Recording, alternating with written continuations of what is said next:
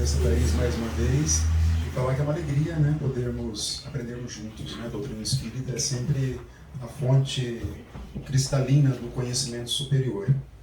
Chegamos ao quinto e último encontro do nosso estudo. Tudo passa rápido, né? Parece que foi ontem, comecinho de agosto, hoje é o último dia do mês de agosto, 5 quintas-feiras, mas ainda temos muito conteúdo. O livro dos médiuns termina capítulo 32, mas com muito conteúdo ainda. Então vamos já iniciar aqui, relembrar alguns pontos que nós já vimos, nosso estudo dinâmico. Lembrando que o estudo dinâmico, como a palavra induz, é algo mais um mapa da mediunidade. Como nós temos visto, é um assunto que requer muito estudo, muito aprofundamento, muito conhecimento de si mesmo. É algo, a mediunidade é uma faculdade humana, então, consequentemente, requer um conhecimento de si mesmo, além do conhecimento teórico. Então, o que nós temos feito aqui hoje, o quinto encontro, é ampliar os nossos horizontes de conhecimento, ampliar a nossa linha de pensamento a respeito da mediunidade. Então é isso. Lembrando a nossa estrutura do estudo, então, primeiro encontro, introdução e a primeira parte, depois a segunda parte, que é bem ampla, já vimos, capítulos 1 ao 13, depois 14 ao 22, já vamos fazer uma breve recapitulação, o 23 ao 26 e hoje, capítulos 27 ao 32. Então aí nós veremos todos os capítulos da obra. Então, capítulo hoje, 27 ao 32, ainda das manifestações espíritas, nosso quinto encontro.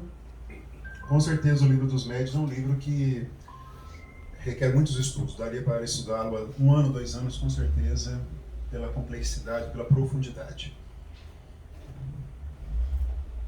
Então, resumindo rapidamente, que nós já vimos, Está com som, no nosso primeiro encontro, alguns aspectos históricos, a introdução e a primeira parte. Então, nós vimos que a doutrina, ela nasce desses fenômenos que estavam mais vinculados ao campo da curiosidade, num primeiro momento, e alguns estudiosos se debruçaram, entre eles Allan Kardec, e Allan Kardec tirou a doutrina desses fenômenos. Muitos desses grandes estudiosos pararam na fenomenologia. William Cruz é um grande exemplo, e outros também. Mas Kardec, então, ele acabou retirando a doutrina, o conhecimento. Aí ele começou a criar palavras novas para significar o conhecimento novo. Então, espiritismo é a palavra de Kardec, espírita, mediunidade, médium, são palavras novas que não existiam. Foi Kardec que criou para poder dar uma significação especial. Kardec é como se fosse um construtor. Ele fala que o espiritismo realmente não é novo. Sempre existiu porque é uma lei da natureza. Ele diz assim, mas a descrição do espiritismo foi dada por ele. Ele era muito humilde, ele nunca disse isso, Allan Kardec. Mas ele deu essa descrição. Então, como se ele fosse um construtor. Imagine vocês uma construção, num cômodo, numa casa, com um balde de tinta, tijolos, todo o material. Ele reuniu todo esse material e começou a construir. É mais ou menos isso que ele fez, com o apoio dos espíritos. Ele sempre diz assim, que a doutrina dos espíritos é uma obra conjunta dos espíritos e dos homens. Ele fala assim. E ele foi o grande iniciador de tudo isso. Então, nós vimos isso na primeira parte. Aí ele começa lá, espíritos, ele faz alguns comentários sobre a existência de espíritos a partir de um raciocínio lógico, depois do maravilhoso de sobrenatural, do método para o aprendizado do espiritismo e dos sistemas que tentavam explicar essas fenomenologias, repetindo alguma coisa lá da primeira parte do livro dos Espíritos. Aí depois, capítulos 1 ao 13, aqui o foco desses capítulos é a figura do médium. Kardec faz um estudo, dos fenômenos em si, não considerando os médiums. Ele também vai falar da evidência, fenômenos de efeitos físicos, efeitos inteligentes, psicografia, enfim, vários fenômenos ligados à mediunidade. Aí do capítulo 14 ao 22, a figura do médium que é focalizada.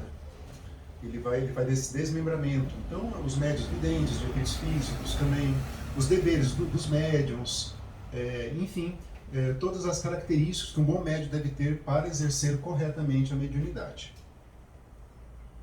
No nosso último encontro, nós vimos capítulos 23 ao 26, então nós vimos a questão da obsessão, fizemos algumas considerações sobre a obsessão, e Kardec fala que é o principal escolho, a principal dificuldade da obsessão, da mediunidade é o estudo da obsessão. Depois, o outro tema é a questão da identidade dos espíritos, que é um tema complexo também, a ponto de, depois de muitos estudos, ele chegar à seguinte conclusão: se for um texto bom, algo bom que vem do plano espiritual, não importa quem assina. Ele chegou a essa conclusão, porque é muito complexo saber a identidade dos espíritos.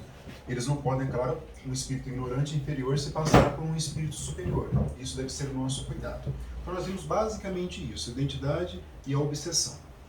E hoje, então, finalizando o livro dos médiuns, ainda na segunda parte, capítulo 27, das contradições e das mistificações, assunto muito importante. Então a parte final do livro dos médiuns é justamente as dificuldades no exercício da mediunidade, que todos nós vamos enfrentar. Todos que irão trabalhar com a mediunidade ostensiva dentro dos centros espíritas vão enfrentar dificuldades. E isso é muito certo na obra. Então começa lá, estudo das obsessões, aquele assédio moral que os espíritos fazem, aquela influência negativa. Daí o problema da identidade dos espíritos, que eles podem se passar por outros espíritos. Depois das contradições, vamos ver, né, o que significa exatamente das mistificações, enganando, nos mantendo em erro. Depois, capítulo 28, o charlatanismo e do embuste. Alguém consegue ver a diferença entre esses dois capítulos aqui? Tem uma diferença. Tem. Das contradições, das mistificações, são os espíritos inferiores que querem nos enganar. As mistificações. Eles. Do charlatanismo, do embuste, é o próprio médium que quer enganar. Aqui o médium está de boa fé, aqui o médium está de má fé. Tem essa diferença. Tem vários.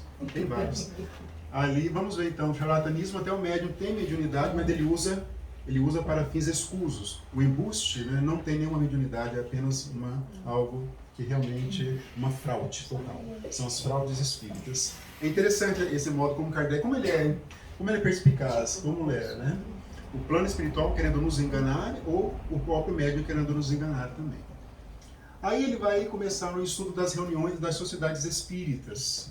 Ele vai dar ali umas ideias de como será estruturado o nosso movimento espírita. Kardec foi também o iniciador do movimento espírita. Ele iniciou o espiritismo, a doutrina, ele codificou, e também ele iniciou o movimento espírita quando ele fez as viagens espíritas.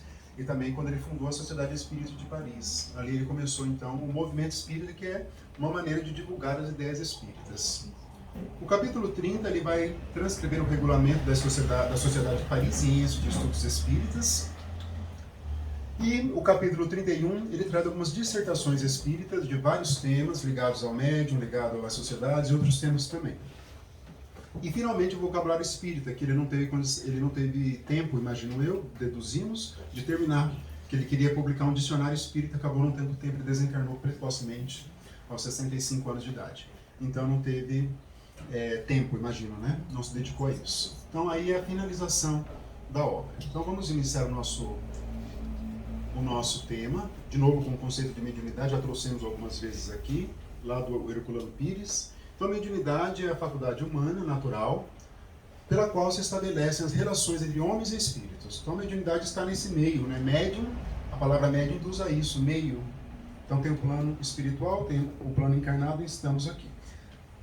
Nas obras complementares, como Manuel Filomeno de Miranda, André Luiz, vamos ver uma mediunidade um pouco mais ampla, quando espíritos, nós já falamos sobre isso, só revisando esse tema, estão em ambientes fluídicos diferentes. Geralmente, espíritos muito adiantados, ele já tem um perispírito muito mais purificado. Então, espíritos que estão em patamares de evolução mais simplórios não enxergam, não veem. Então, para eles se fazerem presente, eles têm que ter ali um médium de efeitos físicos. Isso no plano espiritual. É o caso do Asclépios, né, do Obreiros da Vida Eterna. Eles estão lá numa reunião mediúnica de efeitos físicos. A Matilde, quando ela se aproxima lá do nosso lar, que é a mãe do Gregório, do livro Libertação, são coisas que passam despercebidas do leitor. Mas ali também é uma reunião mediúnica de efeitos físicos. A Matilde é a mãe do Gregório, do Papa Gregório IX, só que ela está numa esfera superior ao nosso lar. Para que ela se fizesse visível para os habitantes do nosso lar, eles usaram médiuns de efeitos físicos que forneceram fluidos e ela se materializou ali naquele momento, a Matilde. Isso é. E outras, então a gente vai entender que mediunidade é isso, é quando espíritos estão em regiões fluídicas diferentes. Por que os espíritos se comunicam conosco? Eles estão em outra região fluídica do que nós nos encontramos. Então é um raciocínio mais sofisticado. A mediunidade existe também no plano espiritual, não existe só aqui no nosso plano encarnado. Então a mediunidade pertence ao campo da comunicação porque nós nos comunicamos e eles se comunicam conosco. Da mesma forma que a inteligência e as demais faculdades humanas, a mediunidade se desenvolve no processo de relação, né, mediante contato com outras pessoas, com outros espíritos. Trouxe mais alguns livros para complementar a nossa bibliografia. Esse aqui é muito bom, que chama Mediunidade, Caminho para Ser Feliz, da dona Sueli Caldas Schubert. É bem simples o livro, ela é bem didática, mas ela dá um caminho. Ela fala sobre emoções, sobre como nós nos reconhecemos médiuns, quais são os sintomas, os pensamentos, os sonhos que nós podemos ter, que pode ser um indício de mediunidade. Ela vai dando alguns caminhos para nos identificarmos como médiuns ostensivos. Então, e ela mesma foi uma delas, uma médium, né, ostensiva, desencarnou recentemente. Então é muito interessante também. O livro Emmanuel, vamos ver hoje um vídeo que tem uma narrativa, um narrador vai narrar algumas mensagens desse livro. Esse livro é muito antigo. O título é Emmanuel, o próprio autor é Emmanuel, o título é Emmanuel porque é uma coletânea de textos do Espírito Emmanuel. Só que ele foi publicado em 1938. Ele é muito antigo, né? O primeiro livro do Chico, que é o Parnaso de Além Túmulo, é de 32, e esse é de 38. Então é um dos primeiros livros que vieram pelo Chico. E é um livro muito bom, é muito profundo. Ele não é só de mediunidade, ele tem um capítulo sobre mediunidade. Mas no capítulo que tem, se preparem que vocês vão ver. Esse livro do Manuel Filomeno de Miranda, Temas da Vida e da Morte. É o único livro do Manuel Filomeno que não é romanceado. É um livro mais de textos sobre vários temas da vida e da morte e alguns textos sobre mediunidade também, pelo médium Divaldo Pereira Franco, muito bom.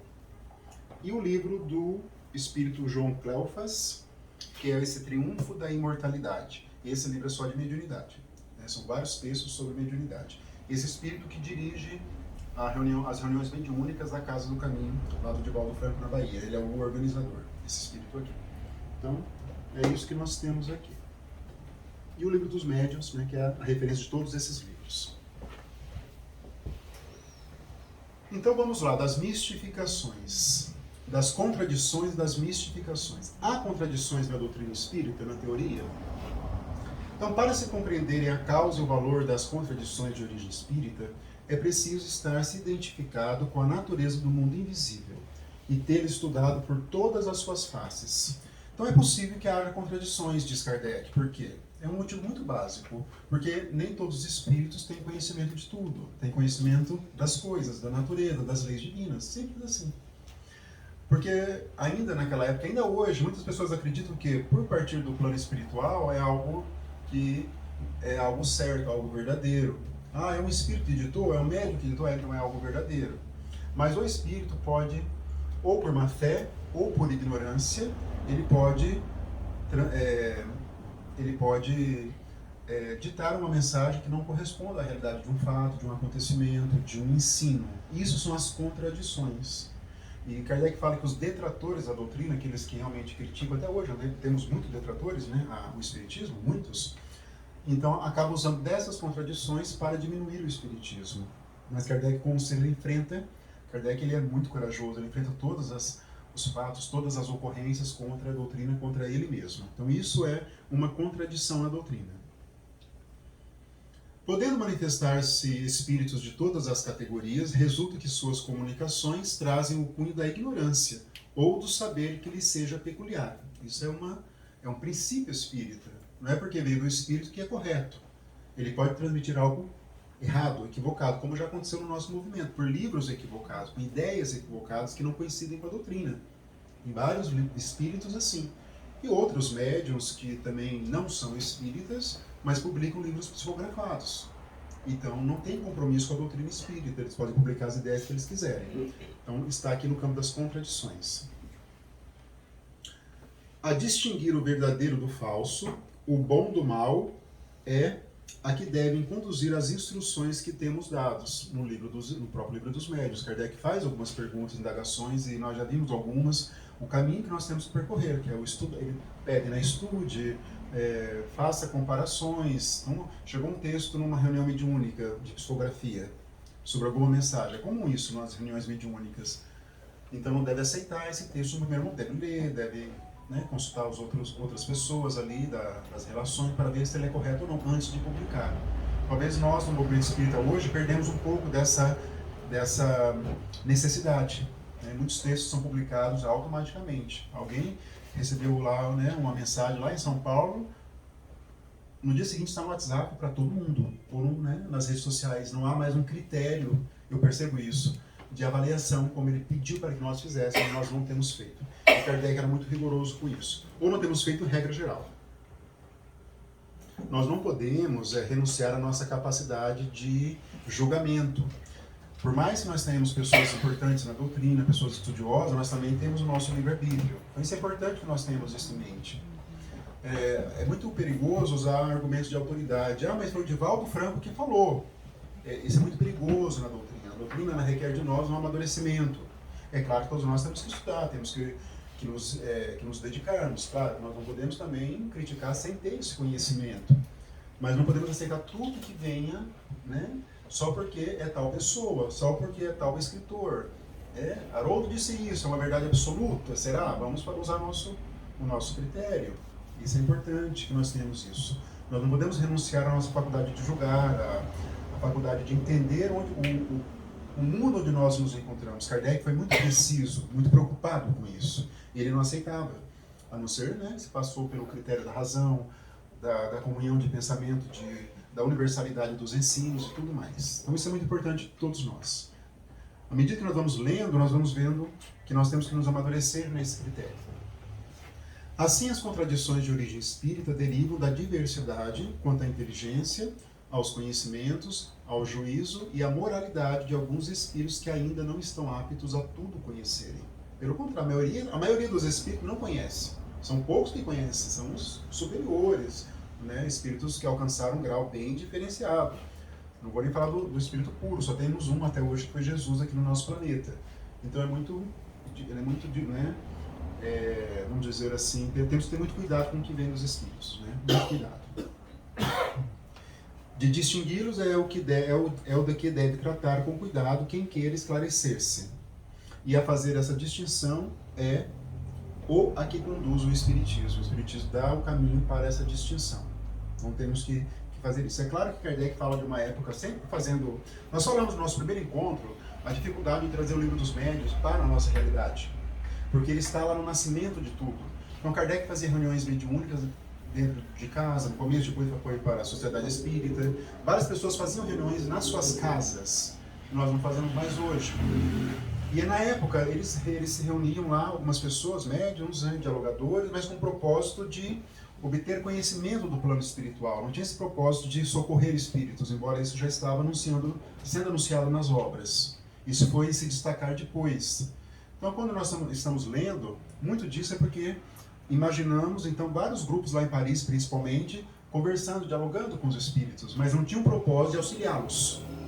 Tinha um propósito de receber a orientação do plano espiritual. Entenderam a diferença? Hoje nós recebemos também, mas geralmente dentro de um contexto de uma reunião mediúnica. Temos lá o socorro espiritual, dialogamos com espíritos sofredores. No final, geralmente, temos uma mensagem do espírito benfeitor. Nós temos hoje um costume, uma regra dentro. Não era assim naquela época. Naquela época, a preocupação maior era obter conhecimento do plano espiritual. Essa era a preocupação. Todo mundo se reunia depois de amadurecimento da doutrina, logo no começo, eles queriam confabular, como diz Kardec, com os espíritos. Afinal de contas, qual que é o melhor ensinamento? Jesus estava correto naquele ponto? Eles iam fazendo essas indagações para construir o conhecimento espírita. É um pouquinho diferente, por isso Kardec tinha tanta preocupação. Hoje nós recebemos um livro da Federação ou de outro lugar, espírita, por exemplo. Nós geralmente não temos um senso muito crítico. E acabamos lendo achando que tudo ali, não que devemos criticar, mas não podemos aceitar tudo. Essa é a questão. Embora tenha pessoas capacitadas nas federações, em outros lugares, que fazem suas análises. Mas o importante é que nós temos que fazer a nossa. Isso que eles querem dizer aqui. Para se discernir do erro a verdade, preciso se faz que as respostas sejam aprofundadas e meditadas longa e seriamente. As respostas dadas pelos espíritos.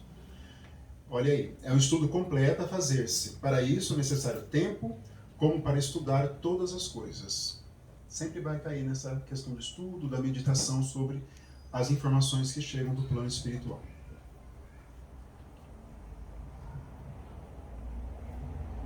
Aí tem essa frase bem famosa dos espíritos: estudai, comparai, aprofundai. Incessantemente vos dizemos que o conhecimento da verdade só a esse preço se obtém. Não há uma outra maneira de adquirirmos conhecimento profundo se não passarmos por isso. Estudar, comparar e aprofundar. E não há outro meio. Só vendo um curso, só assistindo a palestras online ou palestras pessoalmente. São caminhos, são recursos valiosos. Mas temos que passar por isso. Estudar, o comparar e o aprofundar. É difícil. Mas não há. É o preço que nós temos que pagar para conhecermos, né, as coisas espirituais, conhecermos, nos gabaritarmos, chegarmos no plano espiritual com conhecimento maior, conhecimento intelectual maior, a nossa moral mais destacada. É assim que nós fazemos o nosso processo de evolução. Quando nós vamos lendo a coleção do André Luiz, por exemplo, não sei se vocês pensam assim, mas, né, como será o nosso retorno ao plano espiritual? Nós temos uma procedência de colônias espirituais, todos nós procedemos. Claro que tivemos algum período em regiões mais umbralinas, digamos assim, mas fomos resgatados, com certeza. Mas como que eu sei disso? Porque nós estamos na Terra, a Terra é de provas e expiações. Só por esse motivo. Todo mundo passou por regiões de sofrimento. André Luiz está lá naquela região de treva, onde está o Gregório, ele está meio apavorado, eles estão lá meio, o perispírito mais adensado. Aí André fica, mas pessoa, que espírito estranho, ele está meio, tá mal, né, os fluidos pesados, daí o benfeitor fala assim, mas André já esteve aqui várias vezes, você que não lembra, né? Em regiões assim, no passado, né? Outras encarnações ali, antes de reencarnar. Então nós temos uma procedência de alguma colônia. Como nós vamos retornar para de onde nós viemos ou para outras melhores de acordo com o nosso aproveitamento? Então é esse raciocínio que nós temos que fazer. Né? Nós estamos aqui sujeitos à lei de esquecimento, porque ela é necessária para o nosso degrau evolutivo, não temos condições de saber o nosso passado. Dizem os espíritos que nós não temos condições porque nós não suportaremos, eles dizem. Quando nós suportarmos o nosso passado, nós teremos acesso a ele. Eles dizem assim. Está lá no livro dos Espíritos. Então nós não temos acesso ao passado, mas nós temos as intuições, temos, né, as nossas tendências, como dizem os espíritos. Então, quanto mais nós trabalharmos isso dentro de nós, aproveitamento, estudar e comparar e aprofundar, mais nós vamos nos gabaritando para algo melhor no plano espiritual. E esse é o nosso caminho a percorrer. Esse é o preço que tem que se pagar. Julgai, pois, os espíritos pela pureza de seus ensinos. A unidade se fará do lado onde ao bem jamais se haja misturado mal. Desse lado é que os homens se ligarão, pela força mesma das coisas, porquanto considerarão que aí está a verdade. É sempre o lado do bem. Ainda nós temos dúvidas, aparecem movimentos, às vezes, que misturam o bem com o mal, mas se nós analisarmos bem, é sempre do lado do bem que realmente a verdade vai se encontrar. Sempre. Quando nós lemos um texto espírita, do Espírito Emmanuel, por exemplo, nós vamos ver toda a categoria de um espírito ali, altamente qualificado, benfeitor, que vai transmitir o bem na mensagem. Sempre. Não existem preconceitos, não existem palavras que possam desviar, que possam trazer algo de ruim. Tudo que nós lemos do Espírito Emmanuel traz algo de bom, podem reparar, todas as vezes. Pode trazer um desconforto, mas é algo de bom ainda. Reflexão, né? Uma reflexão, sempre traz. Quando digo desconforto, é reflexão. O desconforto é uma reflexão. Mas todo mundo que lê, todos os seres humanos, independente de ser homem ou mulher, ou de ser rico ou pessoa pobre, ou de estar de qualquer outra circunstância na vida, a pessoa vai se identificar, vai ver que é um texto de um espírito nobre, porque vai trazer algo nobre.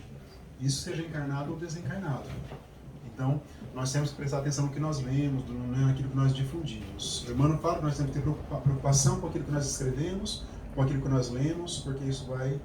É como se nós nos ligamos com isso, com a inferioridade ou com a superioridade. Ele diz isso.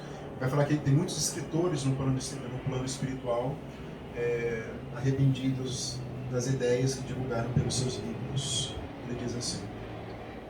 Então temos que ter muito cuidado com isso. Quais são os princípios fundamentais que terão que ter as mensagens que nós receberemos do plano espiritual? O amor de Deus e a prática do bem. Eles dizem, são os dois princípios. Tudo que saia disso é porque realmente ali tem algo de inferioridade, algo ruim que não vai nos conduzir a um caminho bom. Que é a base do cristianismo. O cristianismo está todo nisso. Agora o capítulo 28, das mistificações agora ainda, né? A melhor doutrina é a que melhor satisfaz ao coração, a razão e a que mais elementos encerra para levar os homens ao bem. Eles repetem essa ideia.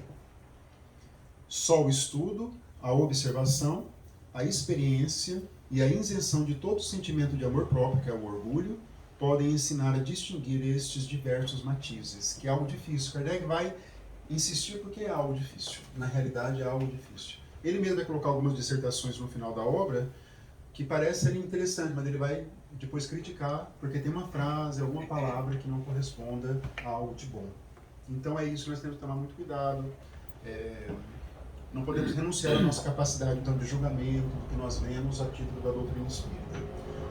E temos que ter cuidado com aquilo que nós difundimos na internet, por exemplo, nas redes sociais, ou no nosso movimento espírita, rotulado de espiritismo. Temos que ter muito cuidado com isso. Temos que ter essa cautela. Tudo que eu difundo, tento, né, que não seja espírita propriamente dito, mas eu tento fazer essa análise de que é algo que tenha doutrina espírita nas entrelinhas, mesmo que não seja rotulado de espiritismo. Eu não publico nada que não tenha conexão com a doutrina espírita.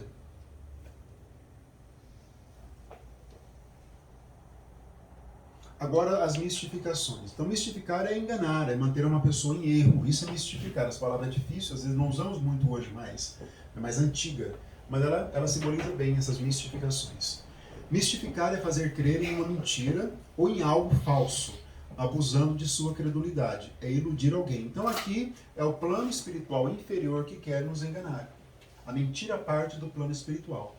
Existem médiuns, até de boa fé, existem dialogadores de boa fé, mas existem espíritos tentando trazer algo de ruim para o grupo, para um médium especificamente. Como não se deixar mistificar, diz Kardec, pergunta Kardec, para os espíritos. Não se deve pedir ao espiritismo, senão o que ele vos possa dar. Seu fim, a finalidade do espiritismo, é o melhoramento moral da humanidade. Não podemos sair disso. Não podemos sair. É o melhoramento moral. Se vos não afastardes desse objetivo, jamais sereis enganados. Aí vamos conectar com aquele capítulo das perguntas que se podem fazer aos espíritos. Nós vimos algumas dessas perguntas no nosso último encontro. Então, perguntas sobre futuro, sobre interesses materiais, sobre algo que eles chamam de frívolo. Alguns interesses mundanos, interesses nossos aqui, são perguntas que os espíritos superiores abominam, mas os inferiores adoram. Essa é a diferença. Então, e na época, Kardec observou esse abuso que os médiuns estavam fazendo lá em Paris, perguntando coisas banais, né? Será que eu devo ter aquele emprego? Será que eu devo casar com tal pessoa? Será que eu devo ter tantos filhos? São perguntas que não devem fazer aos espíritos, senão nós seremos mistificados. Nós seremos enganados. Então, isso é muito perigoso. Que nós vamos perguntar, se for o caso, travar um contato numa reunião mediúnica. Tudo que é o melhoramento moral da humanidade. Ou nós mesmos, algum problema que conduza a isso. Então esse é o objetivo da doutrina espírita, não é o outro.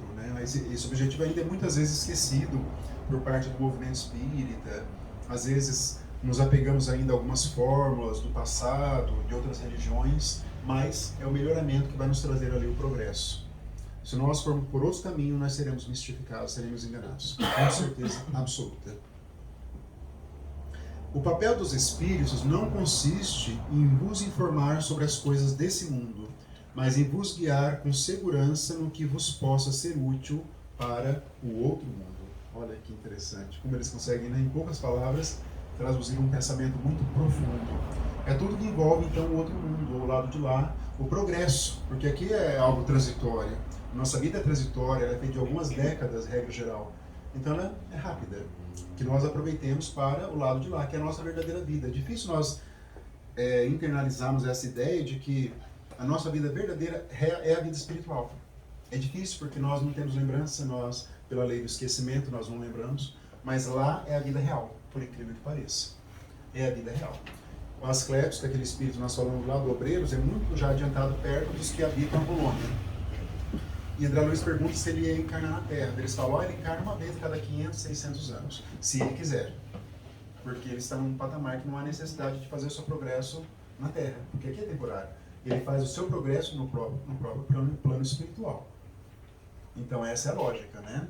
Então, se nós nos apegarmos muito, porque a materialidade do dia, da vida, nos chama para essa vida muito imediata. Nós esquecemos um pouco da espiritualidade, pelo trabalho, pelas nossas inclinações ainda, mas o importante é nós olharmos sempre para esses horizontes espirituais mais altos, em tudo na vida. Nos olharmos como espíritos encarcerados, eles usam esse verbo muito forte, encarcerados temporariamente no corpo físico. Aqui nós estamos encarcerados, até o dia da nossa libertação parcial, né, quando retornarmos ao plano espiritual. Tudo que foge disso pode cair na mistificação, tudo. Quando o espírito ele se aproxima de um médium, ele pode se passar por um espírito benfeitor e começa a interferir na vida dele. Já vi pessoas nessa circunstância acreditando, né, espíritos interferindo no dia a dia da pessoa. Geralmente são obsessores, a pessoa acha que é um espírito benfeitor, é um espírito dela. E isso não vai acontecer. Né? Um espírito benfeitor jamais vai atrapalhar a pessoa, jamais vai atrapalhar o trabalho da pessoa, jamais vai acontecer. Se isso está acontecendo, são de espíritos inferiores.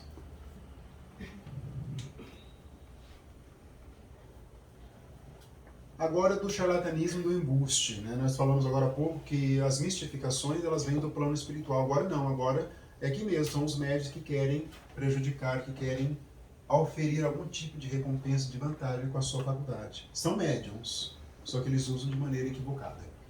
Os médiuns interesseiros não são apenas os que porventura exigem uma retribuição fixa.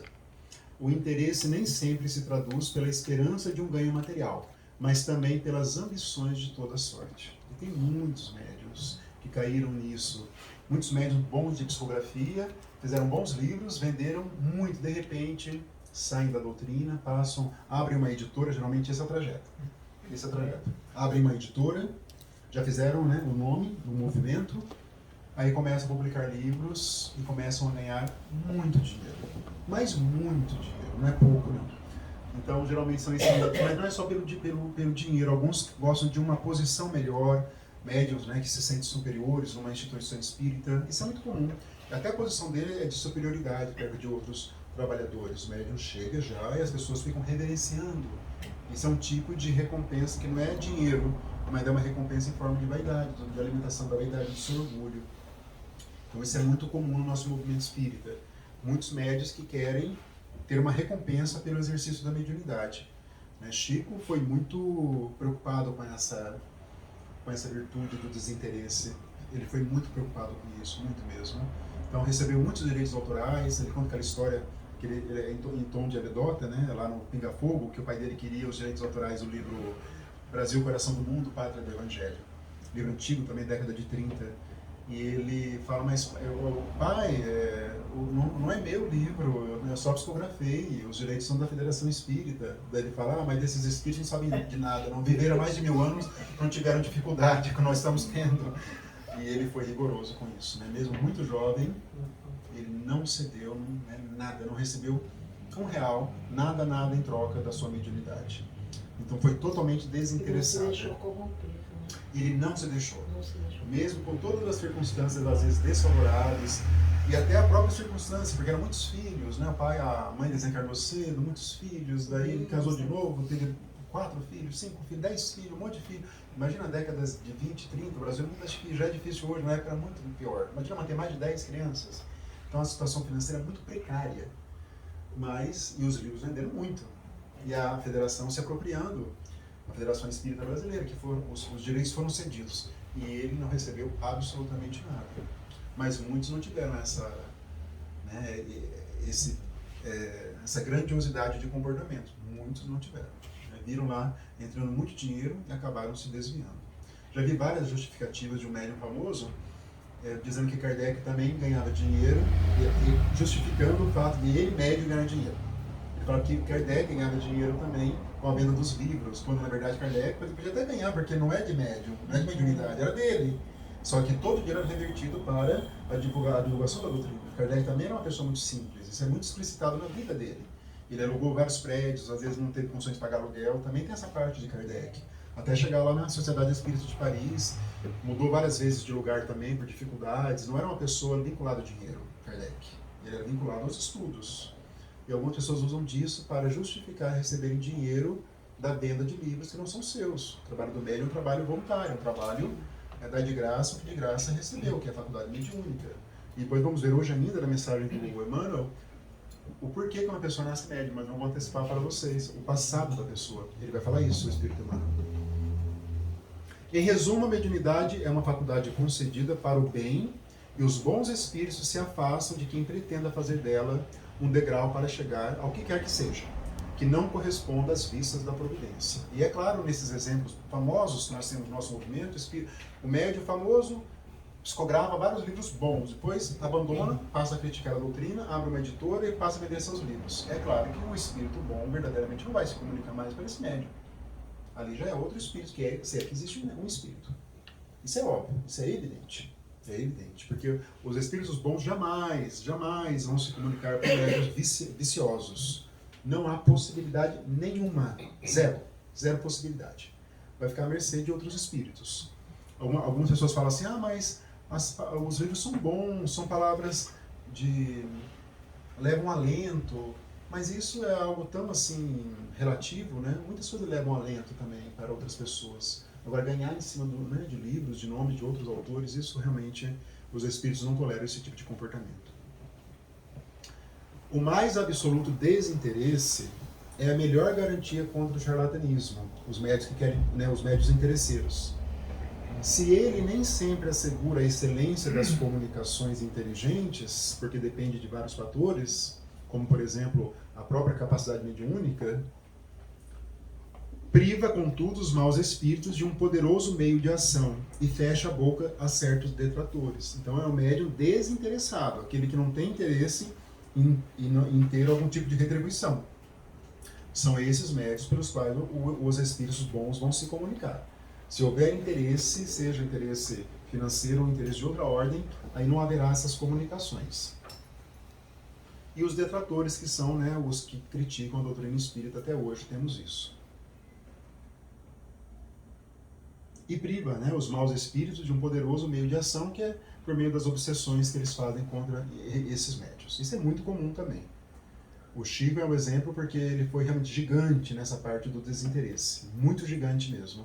Como tudo que ele se dedicou, ele fazia de corpo e alma e alcançou essa fama. Não foi ser um trabalho muito, muito intenso na doutrina.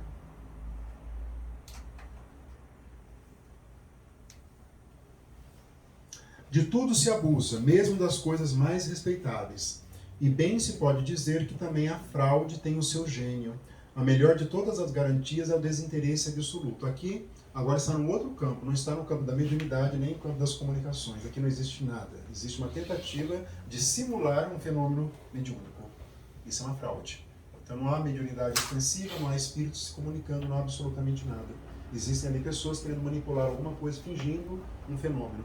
Muito comum também na época de Kardec. Muito comum. Havia ali o embuste, isso é um embuste, uma fraude, e havia a parte verdadeira acontecendo ao mesmo tempo. Então, por isso, boa parte do espiritismo não foi aceita, porque havia pessoas que faziam fraudes ali em praça pública. É isso que Kardec diz. Muitos médios, até depois, não eram médios, foram desmascarados, por assim dizer, mas isso, algumas pessoas generalizaram. Mas se isso pode ser manipulado, então não existe espiritismo, não existe médium, não existe nada de comunicação. Foi usado esse argumento contra a doutrina espírita. Até hoje é usado muito sobre isso. Não se estuda, não faz um estudo aprofundado. Kardec fala assim, mas se alguns eventos da química, da física podem ser forjados também, por que não poderiam ser forjados fenômenos mediúnicos? Ele faz dessa comparação. Isso desmerece a física e a química, o fato de alguns forjarem, não desmerece a física e a química, assim como as fraudes não podem desmerecer a doutrina espírita. Mas isso requer esse estudo que nós temos feito. Poucas pessoas se dedicam a um estudo desse. É muito mais fácil aceitar o que vem da internet. A dona Sueli começa o livro dizendo assim, ela foi bem precisa. Se você conhece o espiritismo pelas redes sociais, pela internet, ela começa assim, provavelmente você não conhece absolutamente nada de espiritismo. Ela começa assim. Eu nunca vi uma pessoa tão direta como ela colocou. Provavelmente você não conhece. Firme, porque ela é firme. E ela foi uma das pessoas assim que eu mais admirava.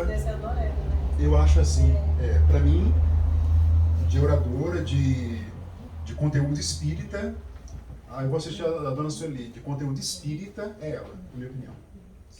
De espiritismo. Muitos oradores bons, renomados, gosto também, só que eles são mais para ideias gerais, ideias assim, trazer uma emoção. Agora ela não. Eu assisti a um seminário com ela em Curitiba, um pouquinho antes da desencarnação dela. O seminário era das 8 da manhã às 5 da tarde. O seminário. Só parando para o almoço. Mas quando terminou, eu queria que continuasse. Porque estava tão bom o seminário, eu queria que continuasse. Né? E ela falando as experiências da médium, porque ela é médium, ela é escritora, porque ela não psicografava, entendeu? São livros de pesquisa. Mas ela era médium, de psicofonia nas reuniões mediúnicas, mas não médium de psicografia, entenderam? Então aqui é fruto das pesquisas que ela fazia. Mas ela fala a dedicação, né? E ela tem assim uma capacidade, ela tinha de ilustrar muito bem. Então, por exemplo, ela falava assim, nós tivemos uma reunião mediúnica um dia desses lá no meu centro, que é lá em Juiz de Fora, e naquela noite estava lá o espírito Manuel Filomeno de Miranda. Ela contando essas histórias no seminário. E aí, eu conversei com o espírito Manuel Filomeno de Miranda, ela falando assim, então é uma riqueza de experiência no movimento espírita, de décadas dedicado. Então ela, para mim, eu acho assim uma joia no nosso movimento espírita. Né? Até hoje, né, vários seminários que ela deu de mediunidade estão todos no YouTube, vários seminários, geralmente de mediunidade. E ela sabia, né? Mas... Muito, tudo. Ela sabia. Muito conhecimento.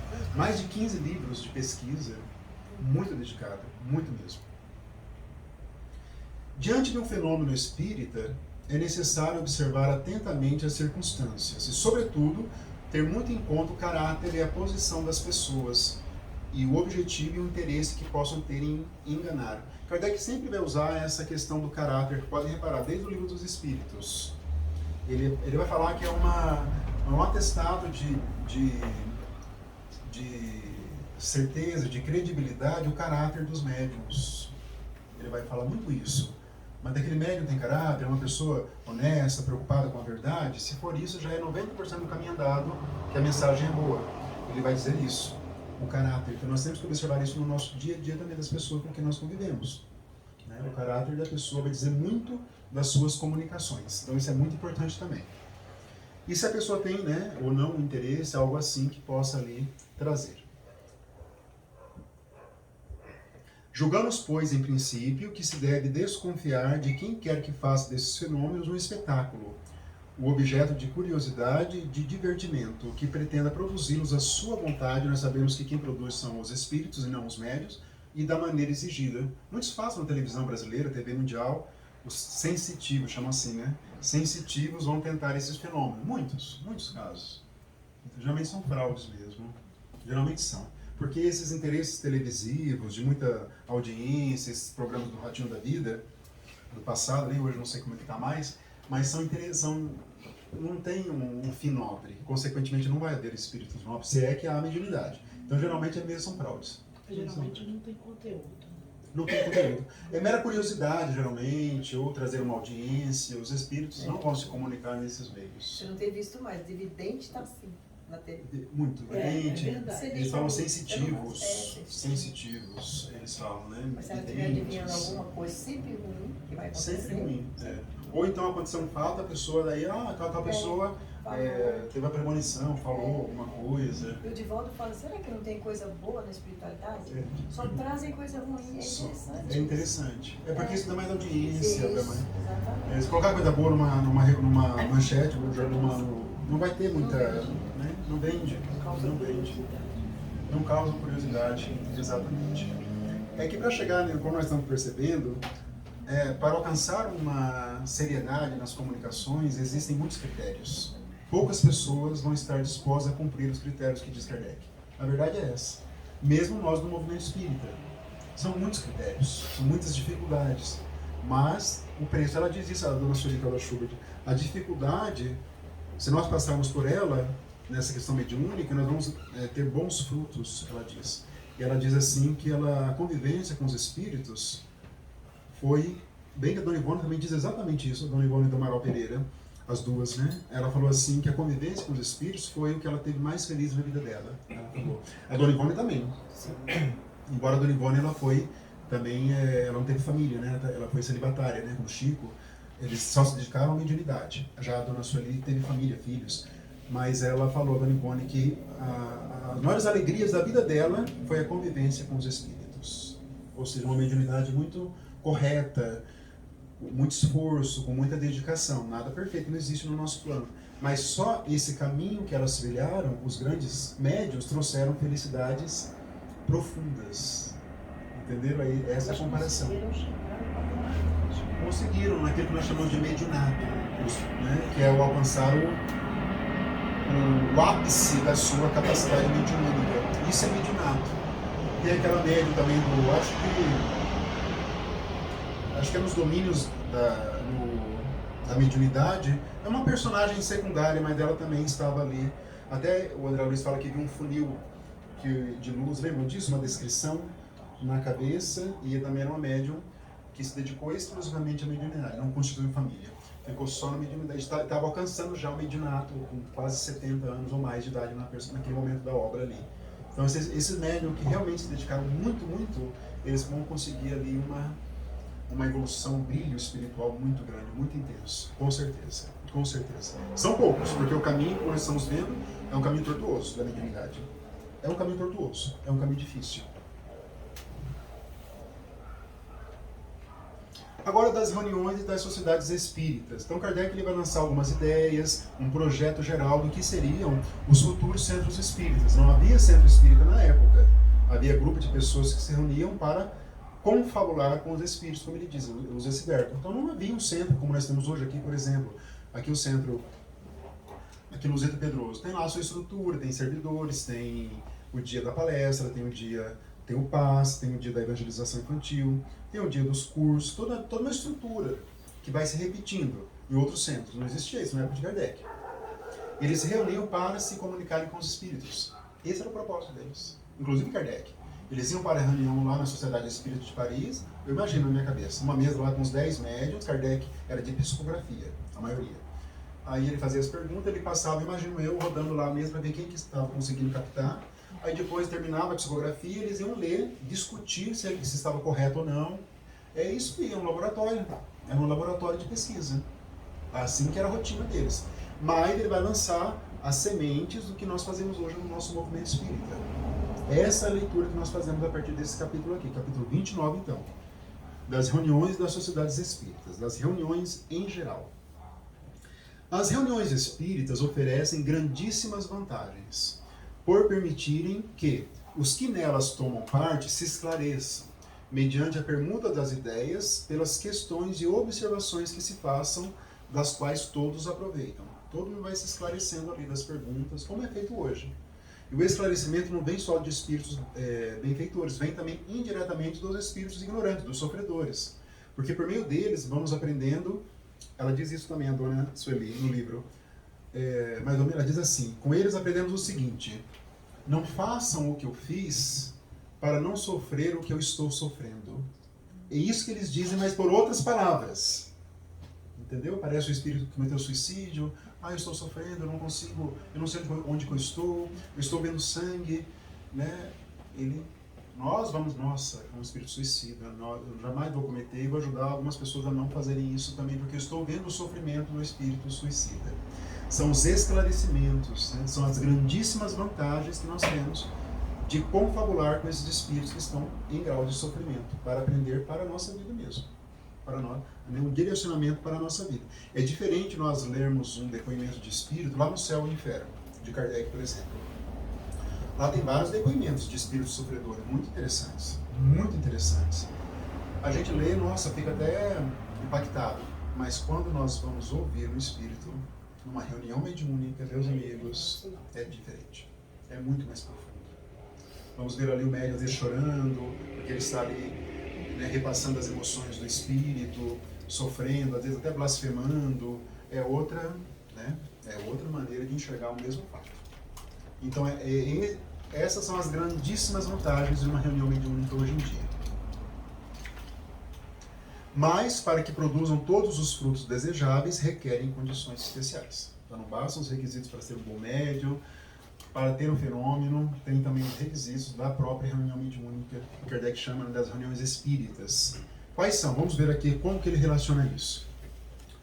Segundo o gênero a que pertençam, podem ser frívolas, experimentais ou instrutivas, como são as comunicações. Já vimos isso nas comunicações. Frívolas, aquelas que não têm interesse, muito importante, interesses são muito voltados para o agora. A experimental, geralmente, é de efeitos físicos, que não são mais praticados hoje em dia. E as instrutivas são as que realmente mais importantes, que nos trazem uma ideia boa. Tem alguns textos do próprio Espírito São Luís, que Kardec vai transcrever, que critica. São Luís critica as reuniões experimentais, dizendo que elas pertencem à história da doutrina, não mais naquele momento. Isso lá em 1860, mais ou menos. Vai dizer isso. Mas Kardec, mas vocês, então, os espíritos não gostam das reuniões de efeitos físicos? Daí ele fala, não, que não é que não gosta, mas é que isso ficou lá na história do começo. Eles falam assim, um escritor não vai querer aprender o alfabeto quando ele sabe escrever um livro. Eles têm cada comparação os espíritos. Entenderam? Sim. Por que eu vou ensinar o alfabeto se você escrever uma obra? Essas são as instrutivas. Perdeu a finalidade. Perdeu.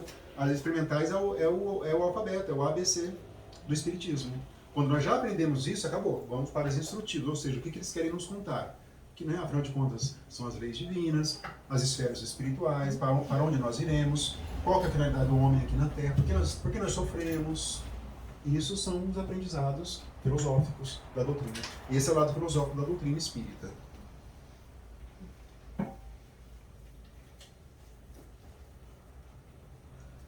Nas reuniões sérias, não podendo o sublime aliar-se ao trivial, nem o bem ao mal, quem quiser obter boas coisas precisa dirigir-se a bons espíritos. Isso é bem evidente. Nós estamos ali numa reunião mediúnica, vamos nos dirigir aos bons espíritos, né? Olha essa expressão, não podendo sublime aliar-se ao trivial.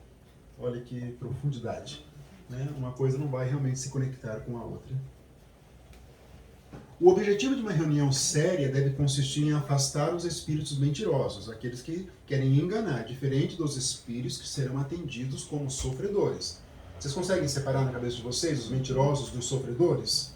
Os mentirosos podem até serem levados para serem instruídos, mas eles podem tentar enganar ali o grupo. É diferente.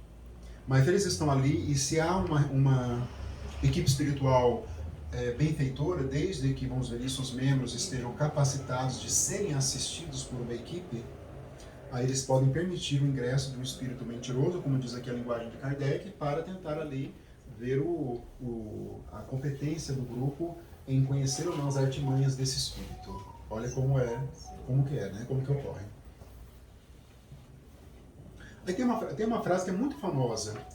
Uma reunião é um ser coletivo, uma reunião mediúnica, aqui no caso, que Kardec chama de reunião espírita, cujas qualidades e propriedades são a resultante das de seus membros, e formam como um feixe. Esse feixe tanto mais força terá, quanto mais homogêneo for. O que ele quer dizer com isso? Que os membros de uma reunião mediúnica devem ter os mesmos objetivos.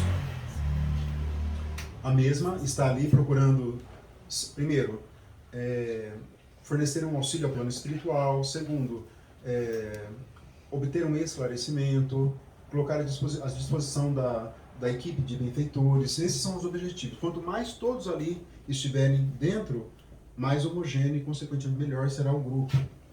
Né? André Luiz chega lá no comecinho nos domínios da mediunidade, quando ele vai participar de uma reunião mediúnica como assistente, mas para descrever.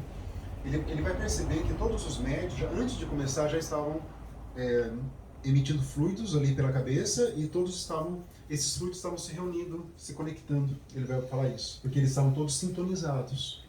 E uma reunião mediúnica tem muitos fluidos, porque vão ser usados os fluidos dos médiuns para vários recursos ali.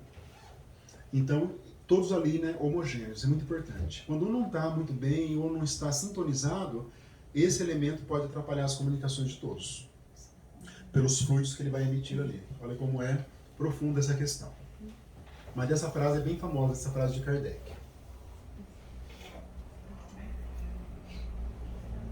Os grupos espíritas podem, desde já, formar um núcleo da grande família espírita, que um dia consorciará todas as opiniões e unirá os homens por um único sentimento, o da fraternidade, trazendo o cunho da caridade cristã. Esse é o objetivo que nós temos que procurar para aperfeiçoar nos grupos espíritas atuais.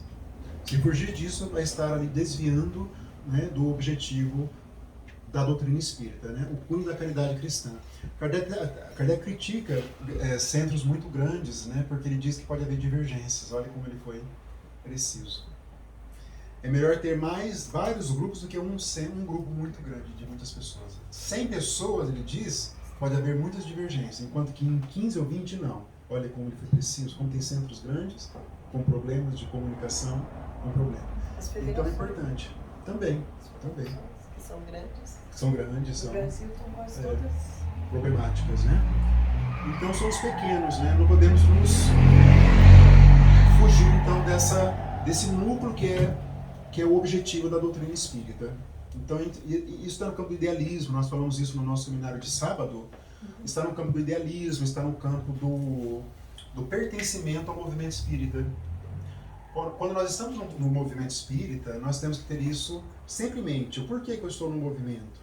Eu quero contribuir com a divulgação das ideias, eu quero também me aperfeiçoar, quero conhecer mais a doutrina.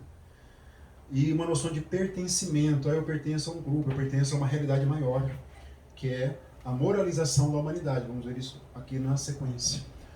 E eu tenho um idealismo, eu tenho um propósito de vida. Essa questão de propósito de vida se conecta com a vontade de servir ao movimento espírita. Quanto mais nós alimentarmos esse propósito, mais nós seremos bons trabalhadores na doutrina espírita. Como em tudo na vida. Mas temos que conectar essa ideia de propósito de vida. Não sei se todos já fizeram isso. Né? Tem um livro de uma psicóloga americana, eu li no Kindle, mas eu esqueci o nome agora, que ela vai falar desse propósito. Todos nós temos que... Não, não é psicóloga, não. Estou confundindo. Esse é de um americano. Ele é famoso, Encontre o Seu Porquê. Acho que tem 2 livros. Mas ele vai trabalhar essa questão de propósito de vida. Nada mais é do que cada um de nós procurarmos uma causa para trabalharmos nessa causa. E quando nós estamos dentro do movimento espírita, tem essa noção de propósito, de idealismo, de pertencimento. Isso vai dando sangue, no bom sentido, para nós cumprirmos esses objetivos já antecipados por Allan Kardec. Condições para uma sociedade receber a simpatia dos bons espíritos e a só obter boas comunicações. Aqui ele vai começar então um rol de requisitos para que nós tenhamos a assistência dos bons espíritos. Lembrando que não é só abrir uma casa, rotular de centro espírita e automaticamente já receberemos uma assistência. Isso não vai ocorrer. Depende, então vamos ver aqui. Quais são os requisitos? Olha aqui o primeiro. Essas condições para receber boas comunicações e ter a simpatia dos bons espíritos se contêm todas nas disposições morais dos assistentes. Olha como nós vamos sempre cair na mesma, né, necessidade da automoralização. E se resume nos pontos seguintes. Então está aqui, nas disposições morais. Quanto mais nós trabalhamos no nosso lado moral, mais nós estaremos cumprindo aqui o objetivo. Perfeita comunhão de vistas e de sentimentos, cordialidade recíproca entre todos os membros, né? Perfeita comunhão de vistas e de sentimentos, de objetivos, de estarmos ali numa reunião com esse propósito. E cordialidade recíproca, por incrível que pareça, isso é necessário, né? Uma cordialidade, é uma família que está ali. Isso não impede de chamar a atenção, em alguns casos, de ter um senso crítico no bom sentido, quando o médium está, por exemplo, dando comunicações, às vezes, anímicas, ou o médico está faltando muito, isso o coordenador vai ter que chamar a atenção. Isso não pode impedir de ter uma família, de ter ali uma cordialidade recíproca. A ausência de todo sentimento contrário à verdadeira caridade cristã. Isso deve reinar entre todos os envolvidos. Kardec é muito rígido, ele não aceitava ninguém. Ele fala isso na obra, lá na Sociedade Espírita de Paris, que não tivessem esses requisitos. A pessoa ia lá, ele ia investigar, não aceitava a pessoa. Não aceitava a pessoa. É que nós, no movimento, na prática, nós temos medo de sermos anticristãos na prática, de ofender uma pessoa, de melindrar. No fundo é isso. A pessoa é tão boa às vezes, mas ela está sendo ali, está faltando, não está comparecendo, ou está dando comunicações que a gente está percebendo que são anímicas. Nós estamos percebendo, mas nós temos receio de ofendê-la, de magoá-la. No fundo é isso. Na prática, no mundo prático é isso. E a pessoa pode não voltar nunca mais se ela se sentir melindrada, ficar ofendida, mas é o preço que se cobra se nós formos aplicar todos esses princípios. E nós temos que aplicar, senão o trabalho não vai ser bem desenvolvido. um único desejo de todos, o de se instruírem e melhorarem, por meio dos ensinos dos Espíritos e do aproveitamento dos seus conselhos. Todos estão ali com esse propósito, os conselhos diretos e indiretos, aqueles que vêm dos inferiores e também, claro, dos superiores, dos benfeitores que estão se comunicando ali. Eles vão investigar. Né? O irmão Jacó fala isso no Voltei, que ele era dialogador, já falamos muitas vezes isso, e ele desencarna, depois ele volta para a reunião mediúnica, onde ele auxiliava, como espírito agora. Aí o obsessor olha para ele e fala, mas você aqui, lá na reunião, porque eu acompanhava você depois que você conversava e evangelizava os espíritos e via que você não fazia nada disso na sua casa. Fala para ele. Ele fica ali estagnado, horrorizado de ouvir isso do espírito obsessor. Então nós seremos fiscalizados pelos espíritos inferiores e pelos superiores também. Então nós temos que ter essa pureza, né, de nos instruirmos, de melhorar. Isso está tão raro no nosso movimento espírita hoje em dia. Muitos cumprem uma simples obrigação. Eu tenho mediúnica hoje. Algumas pessoas falam assim. Tem que ir. Eu tenho que ir. Está mudando. Nós temos que voltar com esse idealismo, voltar a Kardec, né? Como diz o Espírito Emmanuel, né, Thaís? Estudar Kardec, ler Kardec, beber Kardec, difundir Kardec, é tudo Kardec. Temos que voltar para a origem. Então nós temos que ter esse desejo de nos instruirmos e de nos melhorarmos enquanto pessoas. Isso em todas as atividades desenvolvidas numa casa espírita. Claro que o foco aqui hoje é uma reunião mediúnica, mas isso se presta a todas as atividades dentro de uma casa espírita. Temos que ir lá com esse propósito, de nos instruirmos. Exclusão de tudo que, nas comunicações pedidas aos espíritos, apenas exprime o desejo de satisfação da curiosidade. Isso eles abominam, essa questão de curiosidade. Se for um espírito benfeitor, não vão responder. Alguma curiosidade, alguma coisa, algo trivial ali, não vai responder, não vai acontecer. Os superiores, né, os inferiores vão responder normal, com toda o ar de certeza.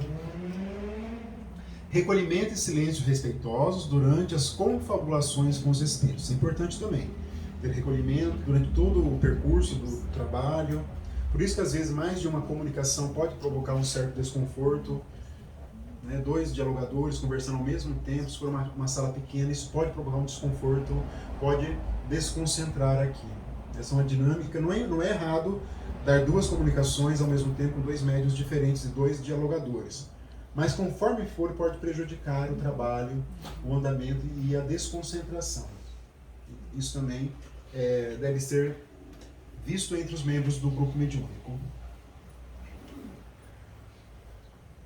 União de todos os assistentes, todos os participantes, pelo pensamento, ao apelo feito aos espíritos que sejam evocados. Kardec evocava, já falamos muitas vezes, mas hoje nós evocamos mais mentalmente, não um espírito determinado. Quando nós oramos, fazemos prece e queremos nos comunicar com espíritos benfeitores, nós estamos evocando. É uma evocação pelo pensamento.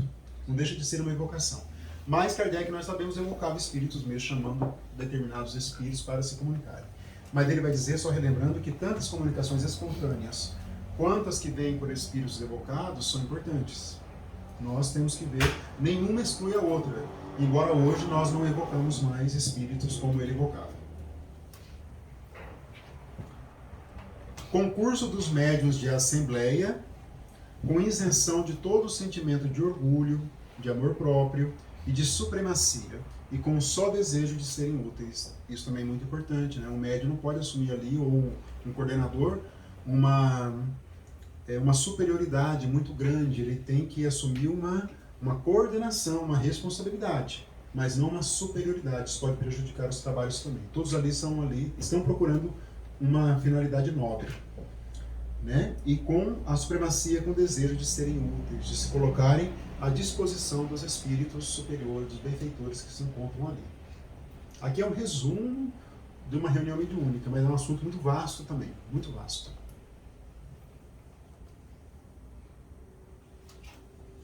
Com os espíritos elevados, amplia-se o quadro dos estudos.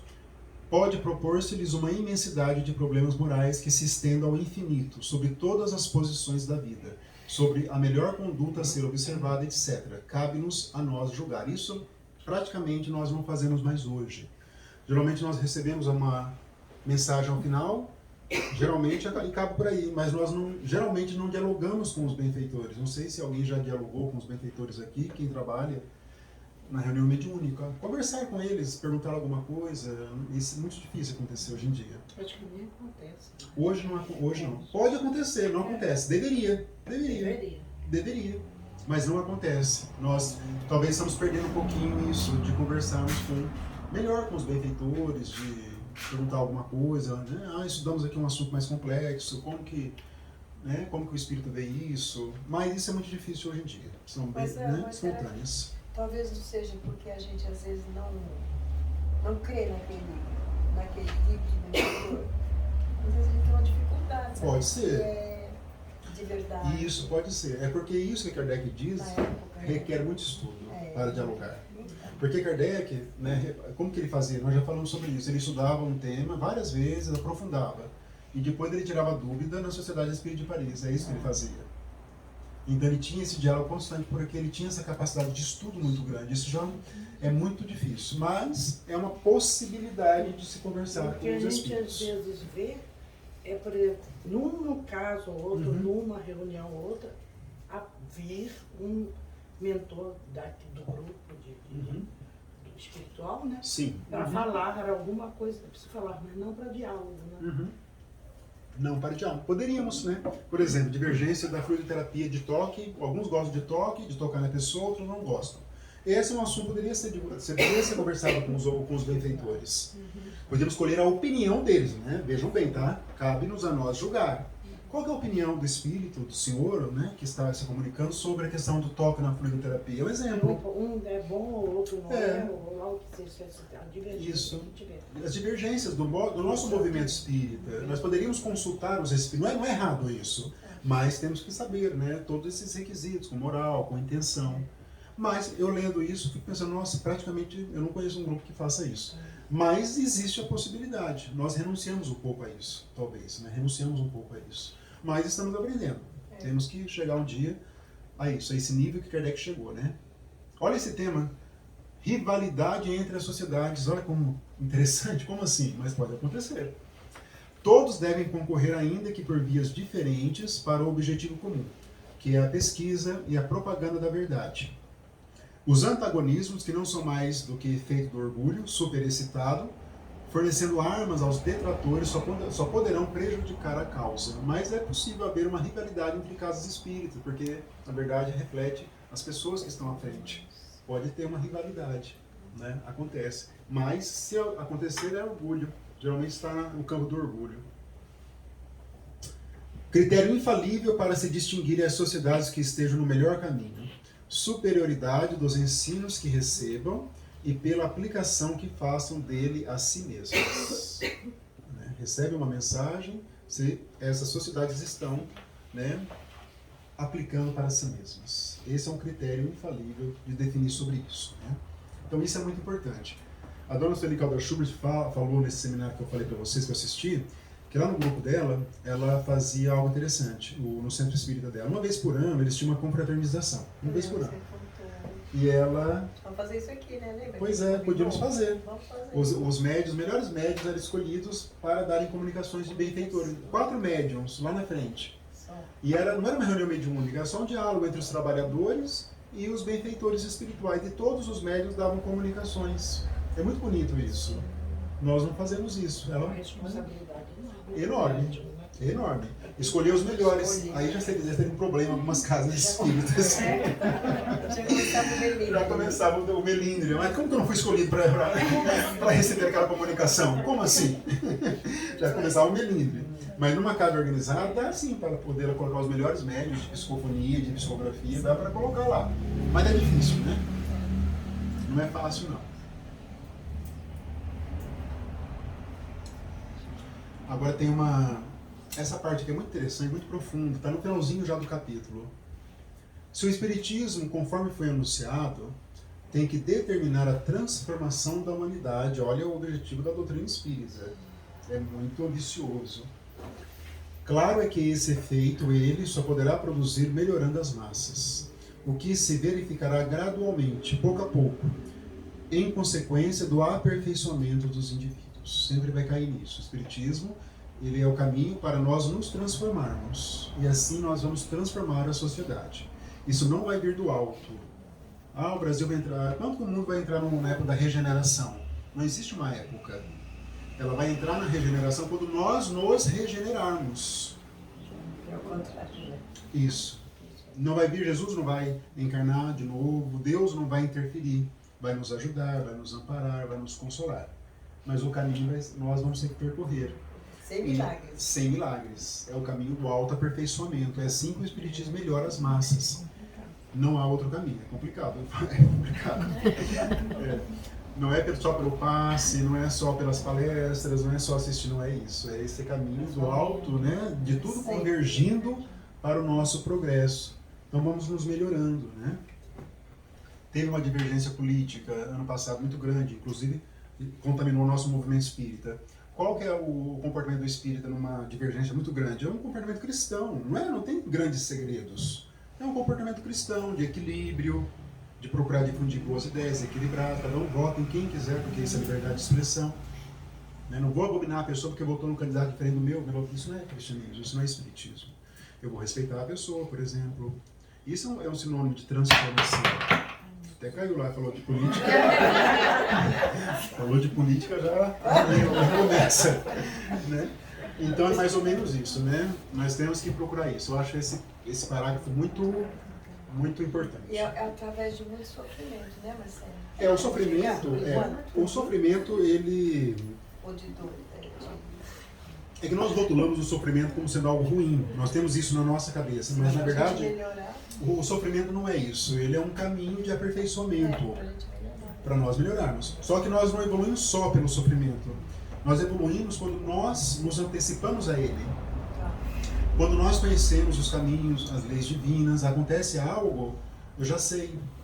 Por exemplo, a lei de justiça, amor e caridade. Ela me convida a respeitar o próximo, por exemplo.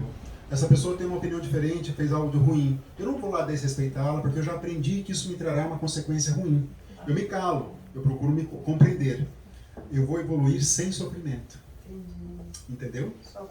Só com uma compreensão, porque eu me esforcei. Eu já me esforcei para compreender as leis divinas. Quando Kardec abre a terceira parte do Livro dos Espíritos com as leis divinas, ele abre com esse propósito, de nos mostrar os caminhos que nós devemos percorrer sem necessidade do sofrimento. Quando nós não percorremos esse caminho, vem o sofrimento como o antídoto, o remédio para os que não quiseram cumprir a lei divina. É isso que está lá. É mais ou menos isso. Sempre.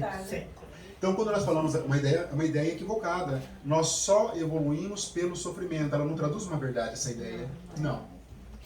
Podemos evoluir pelo sofrimento, mas podemos evoluir também por conta própria, observando o comportamento alheio. Pessoas que tiveram esse ou aquele comportamento, nós sabemos que isso pode trazer um sofrimento. Eu não vou ter esse comportamento, por exemplo.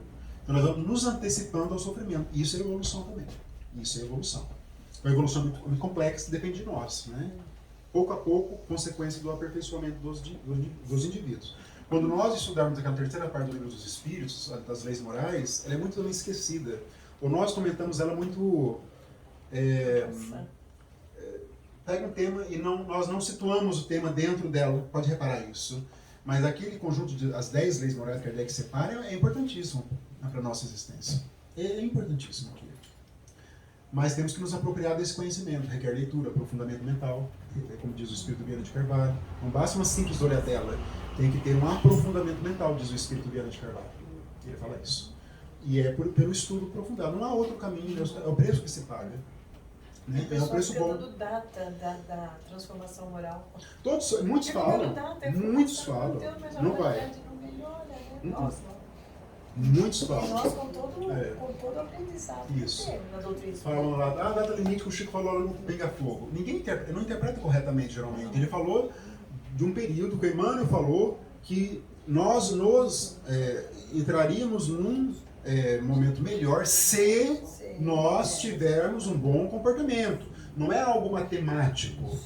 Que são aqueles 200 anos da doutrina espírita, até 2057. Ela vai fazer 200 anos da doutrina espírita. Então são esses elementos, não existe, é uma questão de transformação. E isso é inevitável. Todos nós teremos que passar por isso, todos nós, sem exceção. Olha essa frase. Olha essa frase. Todos estão sentados, ainda bem. Só eu aqui.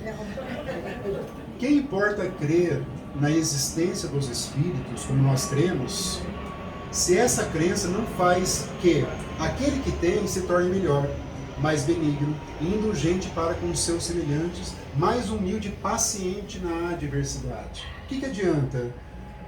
Nada, tive acesso ao Espiritismo, aprendi que nós estamos aqui num planeta de provas e expiações, num grau de ainda em conflito com a lei divina. Aí tem um sofrimento na minha vida, mas eu já sou espírita. Eu não posso ter o mesmo comportamento que eu tinha de quando eu não era espírita, porque daí eu não vou ser paciente na adversidade.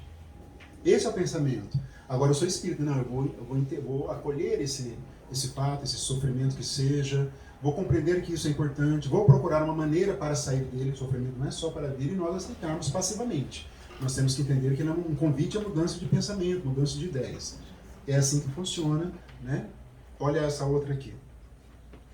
De que serve ao avarento ser espírita se continua avarento?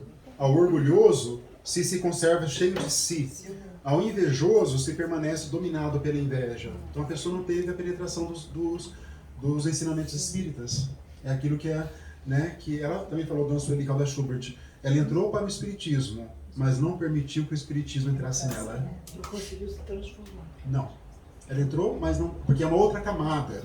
A camada do conhecimento, a camada do saber, ela é mais fácil. A camada do agir, do nos impregnarmos, ela é muito mais profunda, ela é muito mais difícil. Ela é muito mais difícil, muito mais complexa. Assim poderiam, olha essa outra, olha essas frases de Kardec. Assim poderiam todos os homens acreditar nas manifestações dos espíritos e a humanidade ficar estacionária. Olha que interessante. Todo mundo poderia ser espírita no mundo inteiro, mas se não tiver um processo de reforma moral, a humanidade vai continuar estacionária. Olha que interessante, como é profundo. Esse pensamento é muito profundo, bastante profundo. Então, para o objetivo providencial, que é a melhora da humanidade, portanto, é que deve entender todas as sociedades espíritas sérias, grupando todos os que se achem animados dos mesmos sentimentos. Esse é o propósito de um centro espírita, de um grupo espírita, de contribuir para com a melhora da humanidade. Essa é a estrada pela qual temos procurado com esforço fazer que o espiritismo enrede, né, percorra. A bandeira que desfraldamos bem alto é a do espiritismo cristão e humanitário. Bonito, né? Conecta o espiritismo com o cristianismo. E é o que o Chico sempre falava, né? Eu sou do espiritismo cristão, ele sempre usava isso. O Emmanuel também usa muito essa expressão, espiritismo cristão. Aí esse capítulo nada mais é do que a transcrição do regulamento do Estatuto da Sociedade Espírita de Paris, que ela foi fundada no dia 1º de abril de 1858, quase um ano depois da publicação do Livro dos Espíritos. Quase um ano depois. Então, até o Livro dos Espíritos as reuniões eram caseiras, nas casas ou de Kardec ou de outras pessoas. Chegou, ele fundou a Sociedade Espírita. E ela passou por alguns prédios lá em Paris. Eu fui, em 2018, eu fui a Paris e eu fui onde foi a última sede da Sociedade Espírita de Paris, e onde Kardec desencarnou, inclusive. Eu fui lá naquele, está intacto o prédio. Só que hoje ele é um hotel, né? Todo o centro de Paris ali, os distritos, chama a Rue de Siman, o nome dos distritos, a Rue de Siman, a primeira a Rue de Siman, a segunda Rue de Siman. Todos são tombados pelo patrimônio histórico da humanidade, né? Então não pode mais demolir, está lá intacto. Até o portal está lá, o portal Sainte-Anne, se não me engano, né? Sainte-Anne que eles falam. Mas está lá intacto, onde Kardec, então, finalizou o trabalho dele, grandioso, na Sociedade Espírita de Paris, e onde ele viria a desencarnar teve um aneurisma, né? Um aneurisma, ele acabou ali desmaiando. Uma pessoa pediu livros, segundo se consta, ele foi levar os livros, e nisso ele acabou ali desmaiando, ele acabou desencarnando aos 65 anos nesse lugar. Então é só a transcrição do Estatuto para que os futuros centros pudessem se espelhar, então, no Estatuto da Fundação da Sociedade Espírita Parisiense de Estudos Espíritas. E ela deveria, logo depois ela sofreu alguns problemas, como vocês devem imaginar, daí logo depois ela desapareceria, depois da desencarnação de Kardec, aí entraram algumas pessoas que não tinham tanto compromisso com a doutrina, e ela acabou desaparecendo daí. Aí esse capítulo 31, Kardec, ele vai trazer algumas dissertações de alguns espíritos, é um capítulo muito interessante, né? Dissertações espíritas espontâneas que dizem respeito ao porvir do espiritismo, aos médiuns e às reuniões espíritas. Na verdade, são confirmações do que nós temos visto, é um resumo do todo o livro dos médiuns. Eu acabei não pegando nenhum resumo, nenhuma específica, desculpem, mas é muito interessante, eu li todas hoje, inclusive, ontem à tarde, hoje eu finalizei, mas eu não trouxe específico, a não ser uma mensagem bem famosa do Espírito Verdade, que é de todos nós conhecida, mas que dá para nós começarmos a finalizar o nosso estudo, que é bem importante, né? Que é aquele espíritas, amai-vos, eis o primeiro ensino, instruí-vos, eis o segundo. Muito famosa, foi assinado por Jesus, até ele diz lá, né, Kardec coloca uma nota de rodapé, que ele tem muita reticência de realmente mencionar o nome de quem, né, deu essa mensagem, que foi Jesus, né, ele coloca, mas ele mesmo fala que deve ter cautela. Só que depois ele publica no Evangelho segundo o Espiritismo a mesma mensagem, ele publica, reproduz, idêntica, ipsis literis, só que lá ele coloca Espírito de Verdade. Aqui ele coloca Jesus. Lá no Evangelho segundo o Espiritismo, Espírito de Verdade. E era de verdade, né? Ela, a Pleiade, né? Jesus ali organizava essa Pleiade, né? No Evangelho segundo o Espiritismo, que ele vai dizer que o Espiritismo é obra de Jesus. É lá no Você não Evangelho. sabe qual que é mais importante, amar ou instruir. Pois é. Amar e instruir, né? Ou seja, você se instrui, você se liberta. Se liberta. Você ama. É o estudo. O amar É. e o estudo, né? O autoestudo. O autoestudo. Aí tem o capítulo final, que é um pequeno vocabulário espírita, nada mais, né? Vários termos, que é perispírito, que é mediunidade, o que é média, bem, são umas 4, 5 folhas, né? Nada muito especial, todo mundo faz a leitura em casa. E nós trouxemos então um vídeo aqui, que é um vídeo final, que chama-se Mensagem aos Médiuns pelo Espírito Emmanuel, médium Francisco Cândido Xavier. Todas as mensagens estão nesse livro aqui, que nós trouxemos Emmanuel, né? E é bom por quê? Porque o Emmanuel vai trazer nos trazer algumas mensagens que nos dão uma profundidade dos deveres do médium. Vocês vão entender o que eu quero dizer. Uma profundidade. Assim, o porquê que a pessoa nasce médium, quais são os deveres do médium enquanto encarnado, qual é o futuro que espera do médium, ou do médium fracassado, ou do médium que teve êxito. E ele dá essa profundidade muito grande, típico do Emmanuel. Até essas mensagens são mensagens muito profundas. A Sandra Della Pola, que deu o curso de mediunidade para nós em Curitiba, ela falou assim, ela nem ousa levar essas mensagens para o estudo, porque elas são muito profundas. Ela falou, mas eu ouço. Eu falei, vou levar para eles. Vou levar. Porque das mensagens que tem sobre mediunidade, talvez sejam as mais realmente que vão tocar vocês, tenho certeza. Mesmo porque está em forma de vídeo, o narrador tem uma voz muito bonita, de locutor de rádio, assim, muito bonita, e vocês vão entender. Quem fez o vídeo, é um vídeo muito simples, mas tem algumas gravuras que ele vai ilustrando, mas eu queria que você prestasse atenção no conteúdo, e não só nas gravuras, né? Então esse é o objetivo, tá? É um vídeo que eu gosto muito, eu ouço sempre esse vídeo. Deixa eu ver aqui. Deixa eu ver o volume. Isso. Então,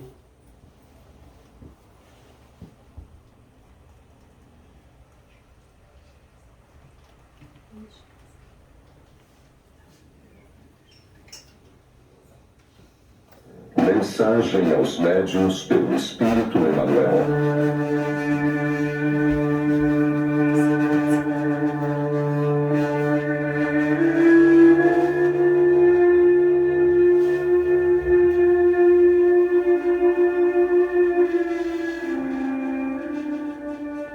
Venho exortar a quantos se entregaram na terra à missão da mediunidade, afirmando-lhes que ainda em vossa época esse posto é o da renúncia, da abnegação e dos sacrifícios espontâneos. Faz-se mister que todos os espíritos, vindos ao planeta com a incumbência de operar nos labores mediúnicos, compreendam a extensão dos seus sagrados deveres para a obtenção do êxito no seu elevado e nobilitante trabalho. Médiuns, a vossa tarefa deve ser encarada como um santo sacerdócio. A vossa responsabilidade é grande pela fração de certeza que vos foi outorgada, e muito se pedirá aos que muito receberam. Faz-se, portanto, necessário que busqueis cumprir com severidade e nobreza as vossas obrigações, mantendo a vossa consciência serena, se não quiserdes tombar na luta, o que seria crestar com as vossas próprias mãos as flores da esperança numa felicidade superior que ainda não conseguimos alcançar. Pesai as consequências dos vossos mínimos atos, porquanto é preciso que renuncieis à própria personalidade, aos desejos e aspirações de ordem material, para que a vossa felicidade se concretize.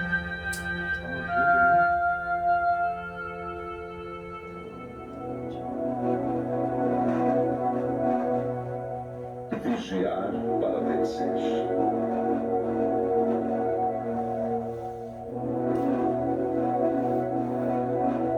Felizes daqueles que, saturados de boa vontade e de fé, laboram devotadamente para que se espalhe no mundo a boa nova da imortalidade. Compreendendo a necessidade da renúncia e da dedicação, não repararam nas pedras e nos acúmulos do caminho, encontrando nos recantos do seu mundo interior os tesouros do auxílio divino.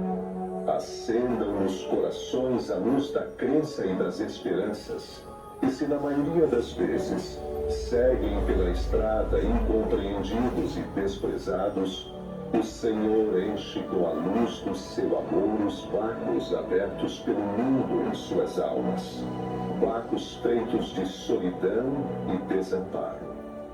Infelizmente, a terra ainda é o orbe da sombra e da lágrima, e toda tentativa que se faz pela difusão da verdade, todo o trabalho para que a luz se esparja fartamente, encontram a resistência e a reação das trevas que vos cercam. Daí nascem as tentações que vos assediam e batem as ciladas em que muitos sucumbem à falta da oração e da vigilância apregoadas no Evangelho.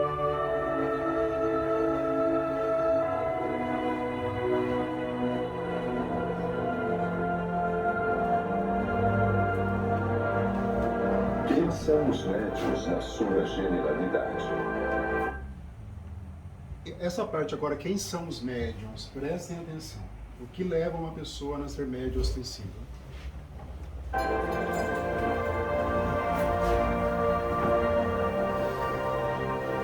Os médiuns, em sua generalidade, não são missionários na acepção comum do termo. São almas que fracassaram desastradamente, que contrariaram sobremaneira o curso das leis divinas e que resgatam, sob o peso de severos compromissos e ilimitadas responsabilidades, o passado obscuro e delituoso. O seu pretérito, muitas vezes, se encontra imoduado de graves deslizes e de erros clamorosos. Quase sempre, são espíritos que tombaram dos cumes sociais pelos abusos do poder, da autoridade, da fortuna e da inteligência e que regressam ao orbe terráqueo para se sacrificarem em favor do grande número de almas que desviaram das sendas luminosas da fé, da caridade e da virtude. São almas arrependidas que procuram arrebanhar todas as felicidades que perderam, reorganizando com sacrifícios tudo quanto esfacelaram nos seus instantes de criminosas arbitrariedades e de condenável ânsia.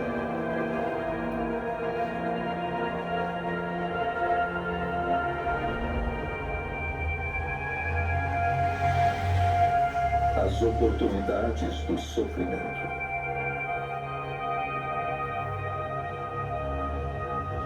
As existências dos médiuns em geral têm constituído romances dolorosos, vidas de amargurosas dificuldades em razão da necessidade do sofrimento reparador. Suas estradas no mundo estão repletas de provações, de continências e desventuras. Faz-se, porém, necessário que reconheçam o ascetismo e o padecer como belas oportunidades que a magnanimidade da providência lhes oferece, para que restabeleçam a saúde dos seus organismos espirituais, combalidos nos excessos de vidas mal orientadas, nas quais se embriagaram à saciedade com os vinhos sinistros do vício e do despotismo. Humilhados e incompreendidos, faz-se mister que reconheçam todos os benefícios emanantes das dores que purificam e regeneram, trabalhando para que representem, de fato, o exemplo da abnegação e do desinteresse, reconquistando a felicidade perdida.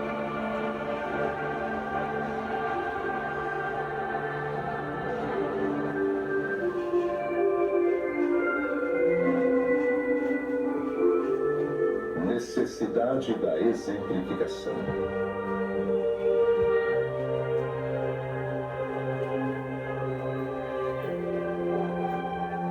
Todos os médiuns, para realizarem dignamente a tarefa a que foram chamados a desempenhar no planeta, necessitam identificar-se com o ideal de Jesus, buscando para alicerce de suas vidas o ensinamento evangélico em sua divina pureza.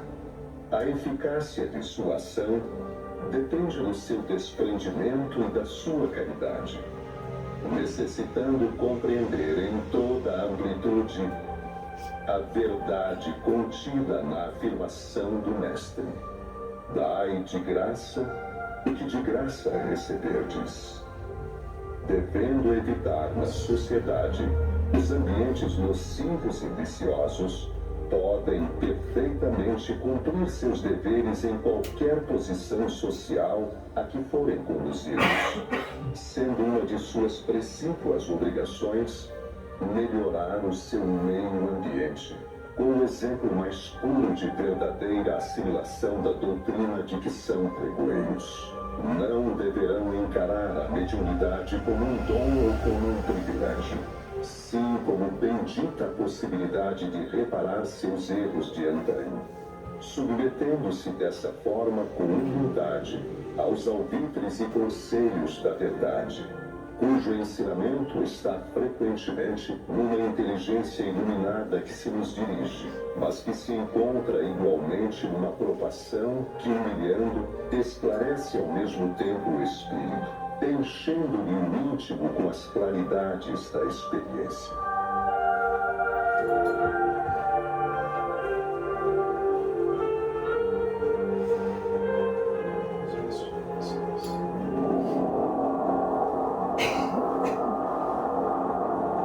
O problema das mistificações.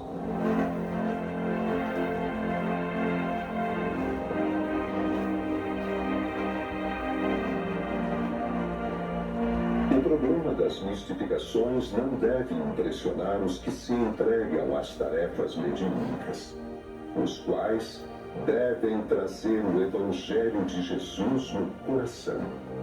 Estais muito longe ainda de solucionar as incógnitas da ciência espírita, e se aos médiuns, às vezes, torna-se preciso semelhante prova, muitas vezes os acontecimentos dessa natureza são também provocados por muitos daqueles que se socorrem das suas possibilidades. Tende o coração sempre puro.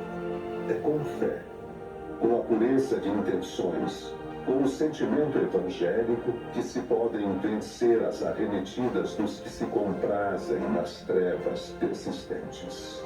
É preciso esquecer os investigadores cheios do espírito de mercantilismo.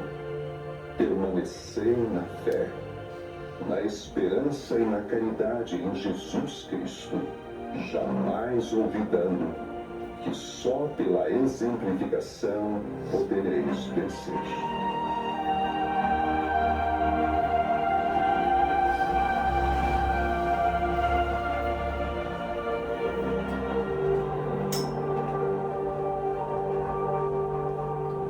Apelo aos médiuns.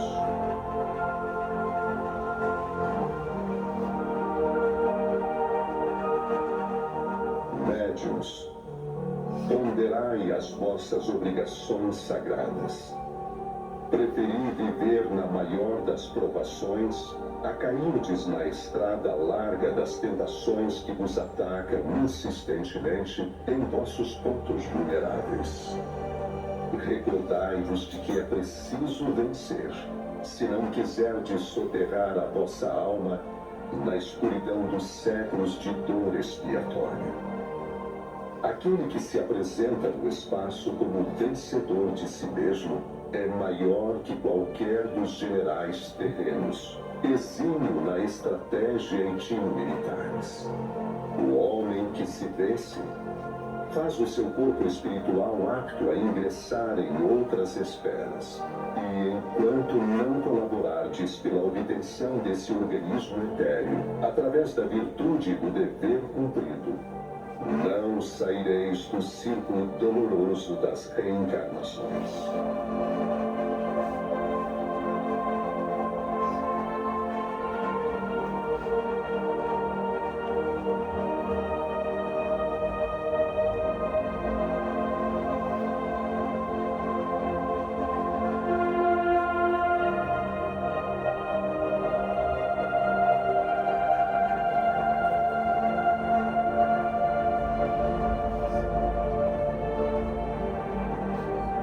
Mensagem extraída do livro Emmanuel, psicografado pelo médium Francisco Cândido Xavier, pelo Espírito Emmanuel.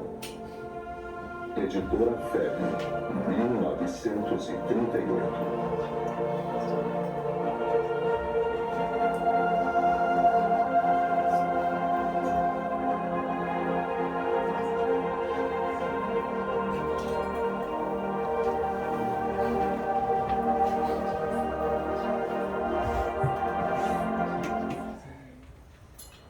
Encarnados ainda ou não?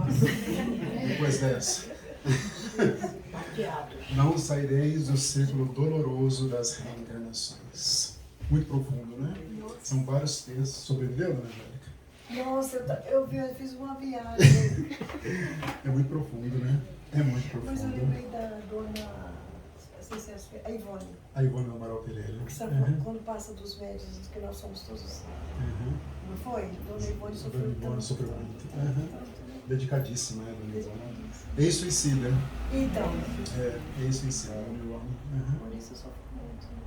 Mas é isso, o que vocês acharam? Agora eu já falei muito, né, nesses 5 encontros. E agora eu queria ouvir de vocês. O que vocês acharam do livro dos médiuns? Profundo, Emmanuel é profundo, tudo que vem dele é profundo. Né? Alguém queria falar alguma coisa, fazer algum comentário? Não? Todos estão em estado de êxtase? Baqueados. Baqueadas?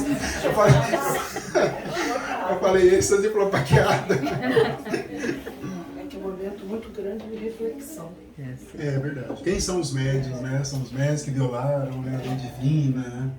E é mesmo, né? Para poder reparar, ajudar um número muito grande de espíritos, é porque houve uma violação, né, da lei divina. E todos nós somos médiuns de uma maneira ou de outra. Tem que pensar nisso também, né? Imagina o Chico lendo essa mensagem em 38, né?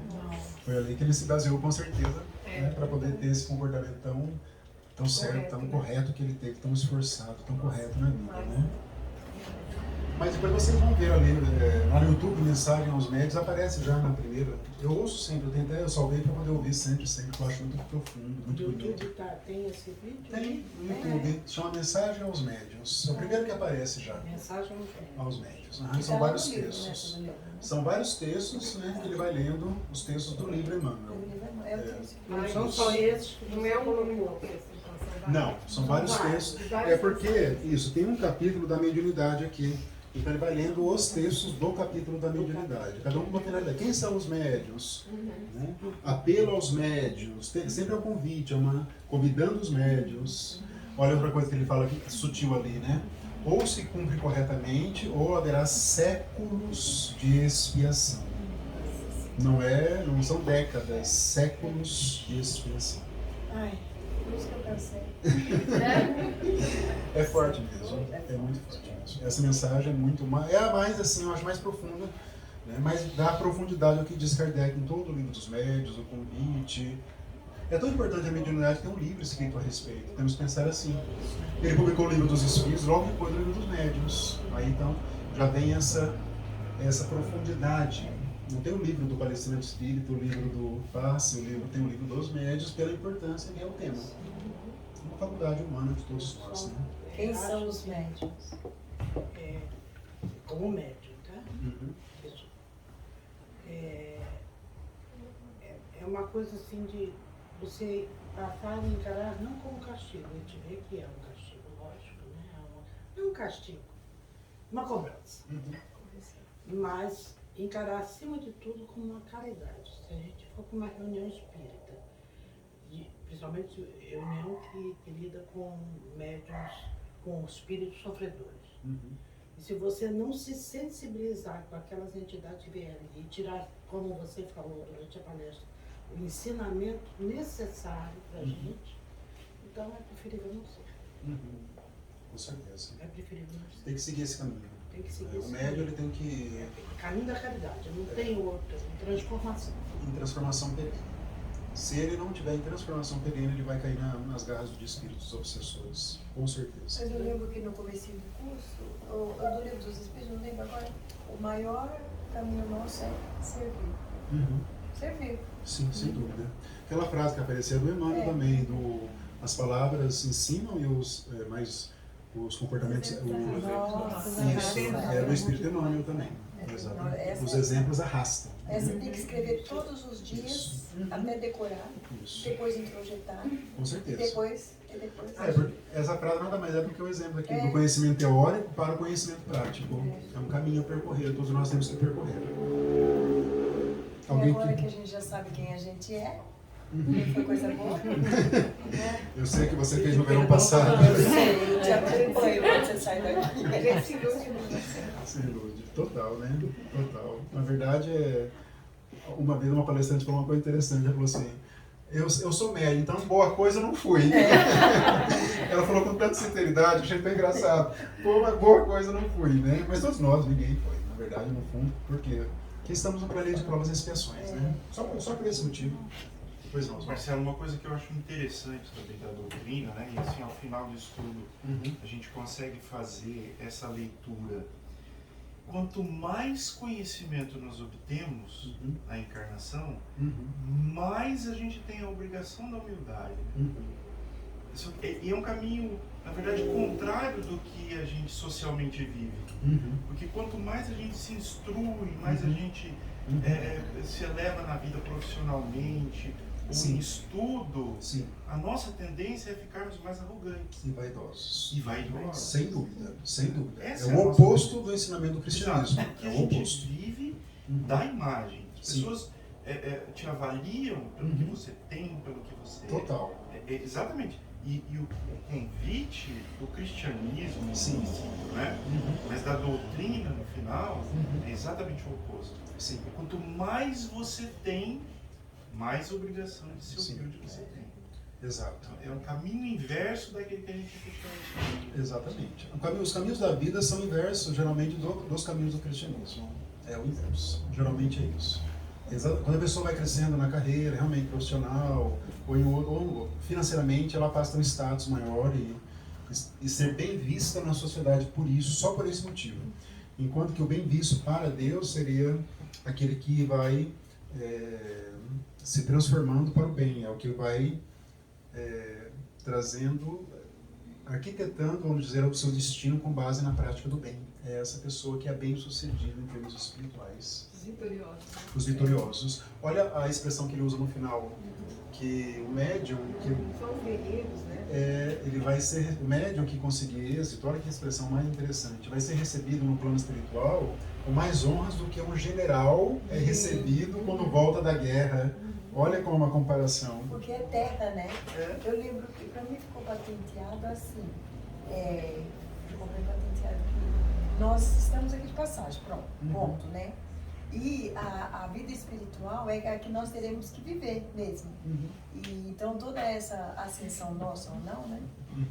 Daí uma hora me passou assim, então a tua evolução, quando você tiver que correr atrás dela ou vivenciá-la, não é uma cesta básica, entendeu?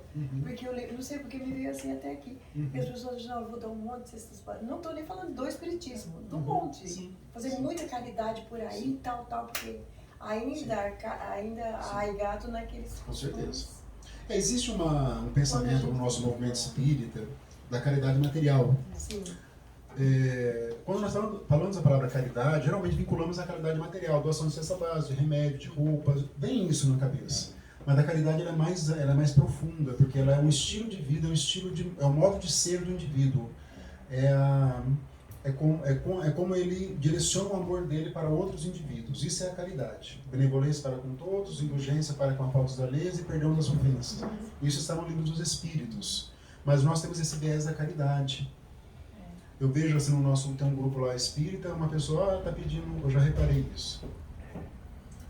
Fralda, né? Aí a pessoa coloca assim, a pessoa que pede que é representante da entidade. Ela coloca assim, afinal de contas, fora da caridade não é salvação. Ela coloca no grupo. Ela já, entenderam? Ela vincula isso, não que isso não seja, é uma forma, é uma das.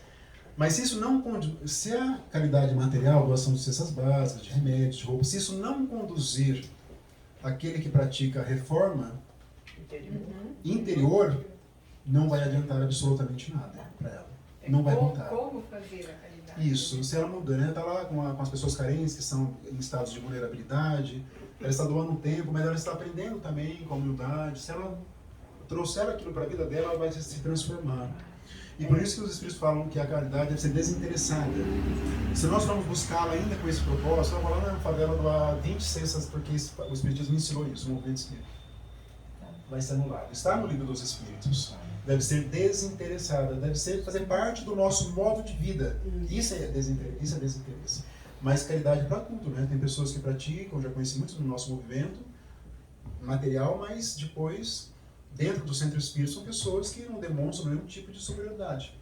São pessoas que demonstram, pelo contrário, animosidades com outras pessoas, sentimentos inferiores com outras pessoas. Isso é bem nítido. Bem nítido. Então não houve um aproveitamento. É igual a questão do bônus horas no nosso lar. Tem pessoas que não compreendem. Na obra Nosso Lar, o bônus horas ele vai ser desenvolvido ao longo de alguns capítulos. Lembram que o bônus horas nada mais é do que a retribuição pelas horas trabalhadas. É isso. Mas aí a mãe Dona Luísa, mais pro final, vai explicar, depois de alguns capítulos, a razão do bônus horas. O bônus horas é o aproveitamento do nosso tempo. E só o decorrer do tempo não é suficiente, ela vai falar. Tem que ver o que nós vamos fazer, o que os espíritos fazem no decorrer do tempo, 8 horas de trabalho, 12 horas, mas o que ele está aprendendo ali.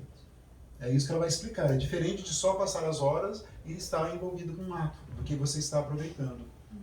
Né? A mãe do Lísias, ela fala assim, né, para André Luiz, não ouse só ficar observando aquele que trabalha, mergulhe no trabalho, não ouse ficar só observando.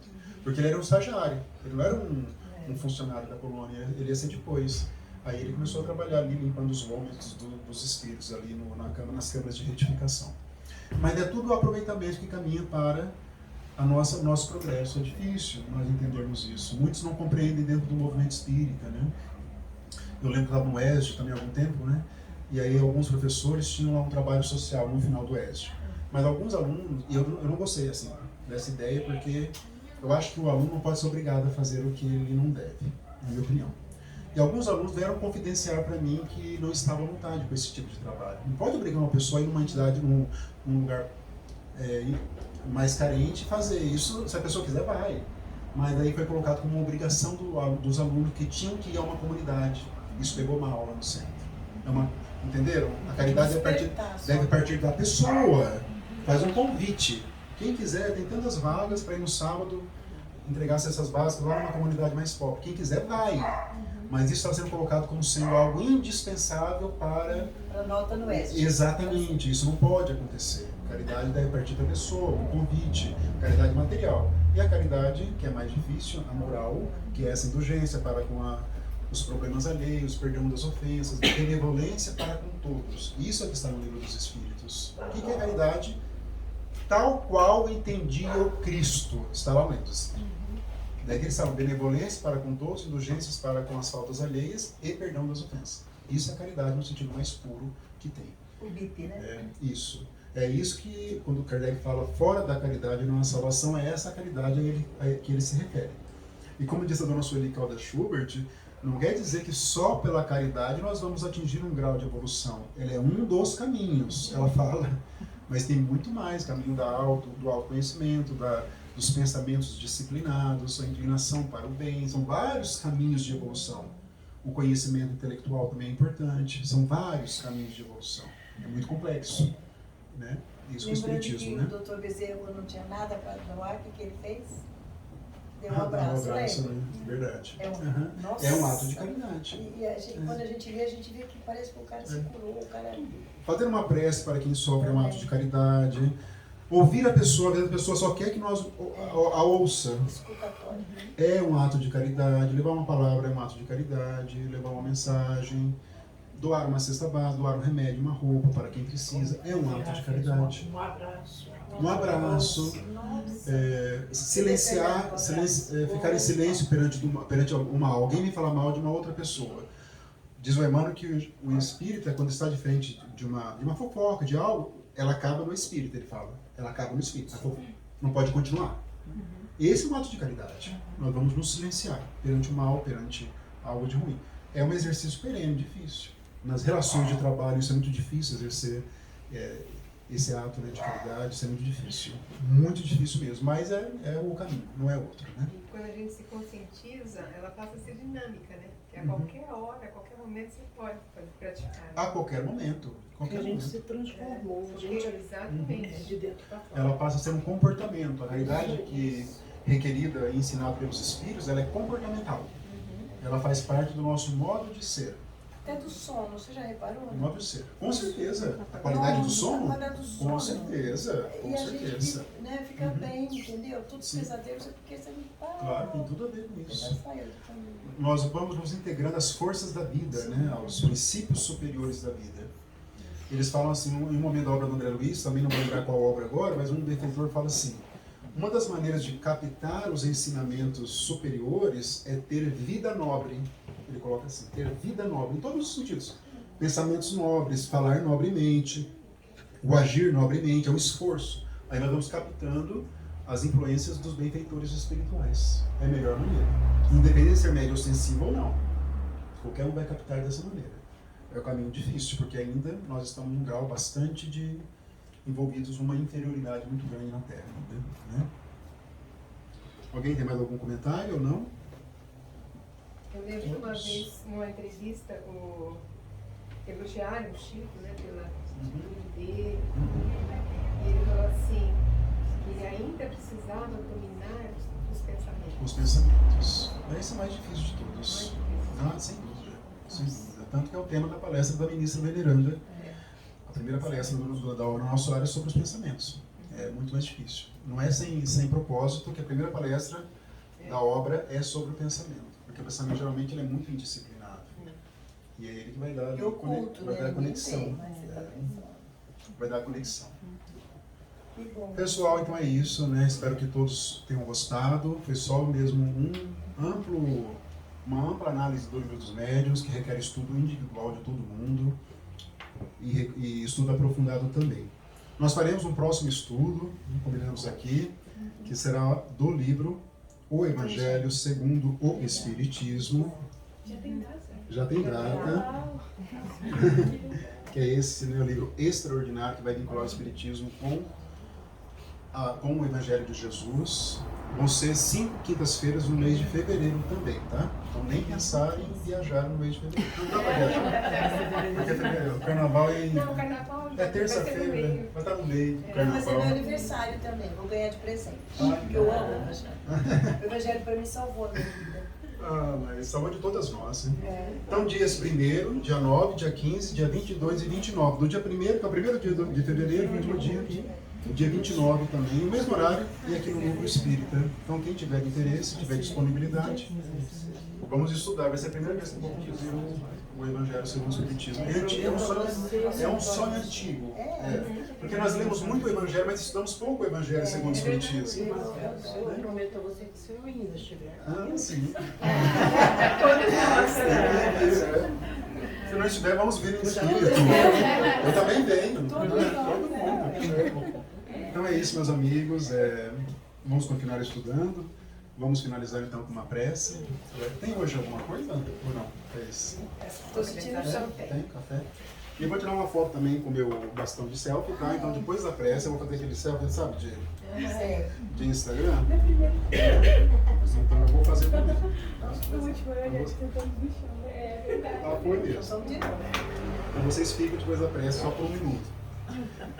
Então vamos organizar o nosso mundo interior novamente, os pensamentos, e vamos elevá-los a Deus, o nosso Pai, agradecendo, Pai, mais uma vez estarmos aqui reunidos, agradecemos a oportunidade de estudarmos juntos o Livro dos Médiuns, essa obra que nos abre os horizontes espirituais, possamos seguir firmes nessa rota da evolução, na rota do estudo e da autoevangelização. Agradecemos ao Mestre Jesus, ao seu Evangelho que tem nos conduzido, que possamos mergulhar cada vez mais nesse Evangelho, os ensinamentos que tem guiado as nossas existências, os nossos pensamentos, as nossas palavras e os nossos atos. E agradecemos por fim aos espíritos amigos aqui presentes que conduziram os estudos, que pacificaram o ambiente, que organizaram as nossas ideias. Nosso muito obrigado, nosso agradecimento. Seja conosco, Pai, hoje e sempre, assim seja.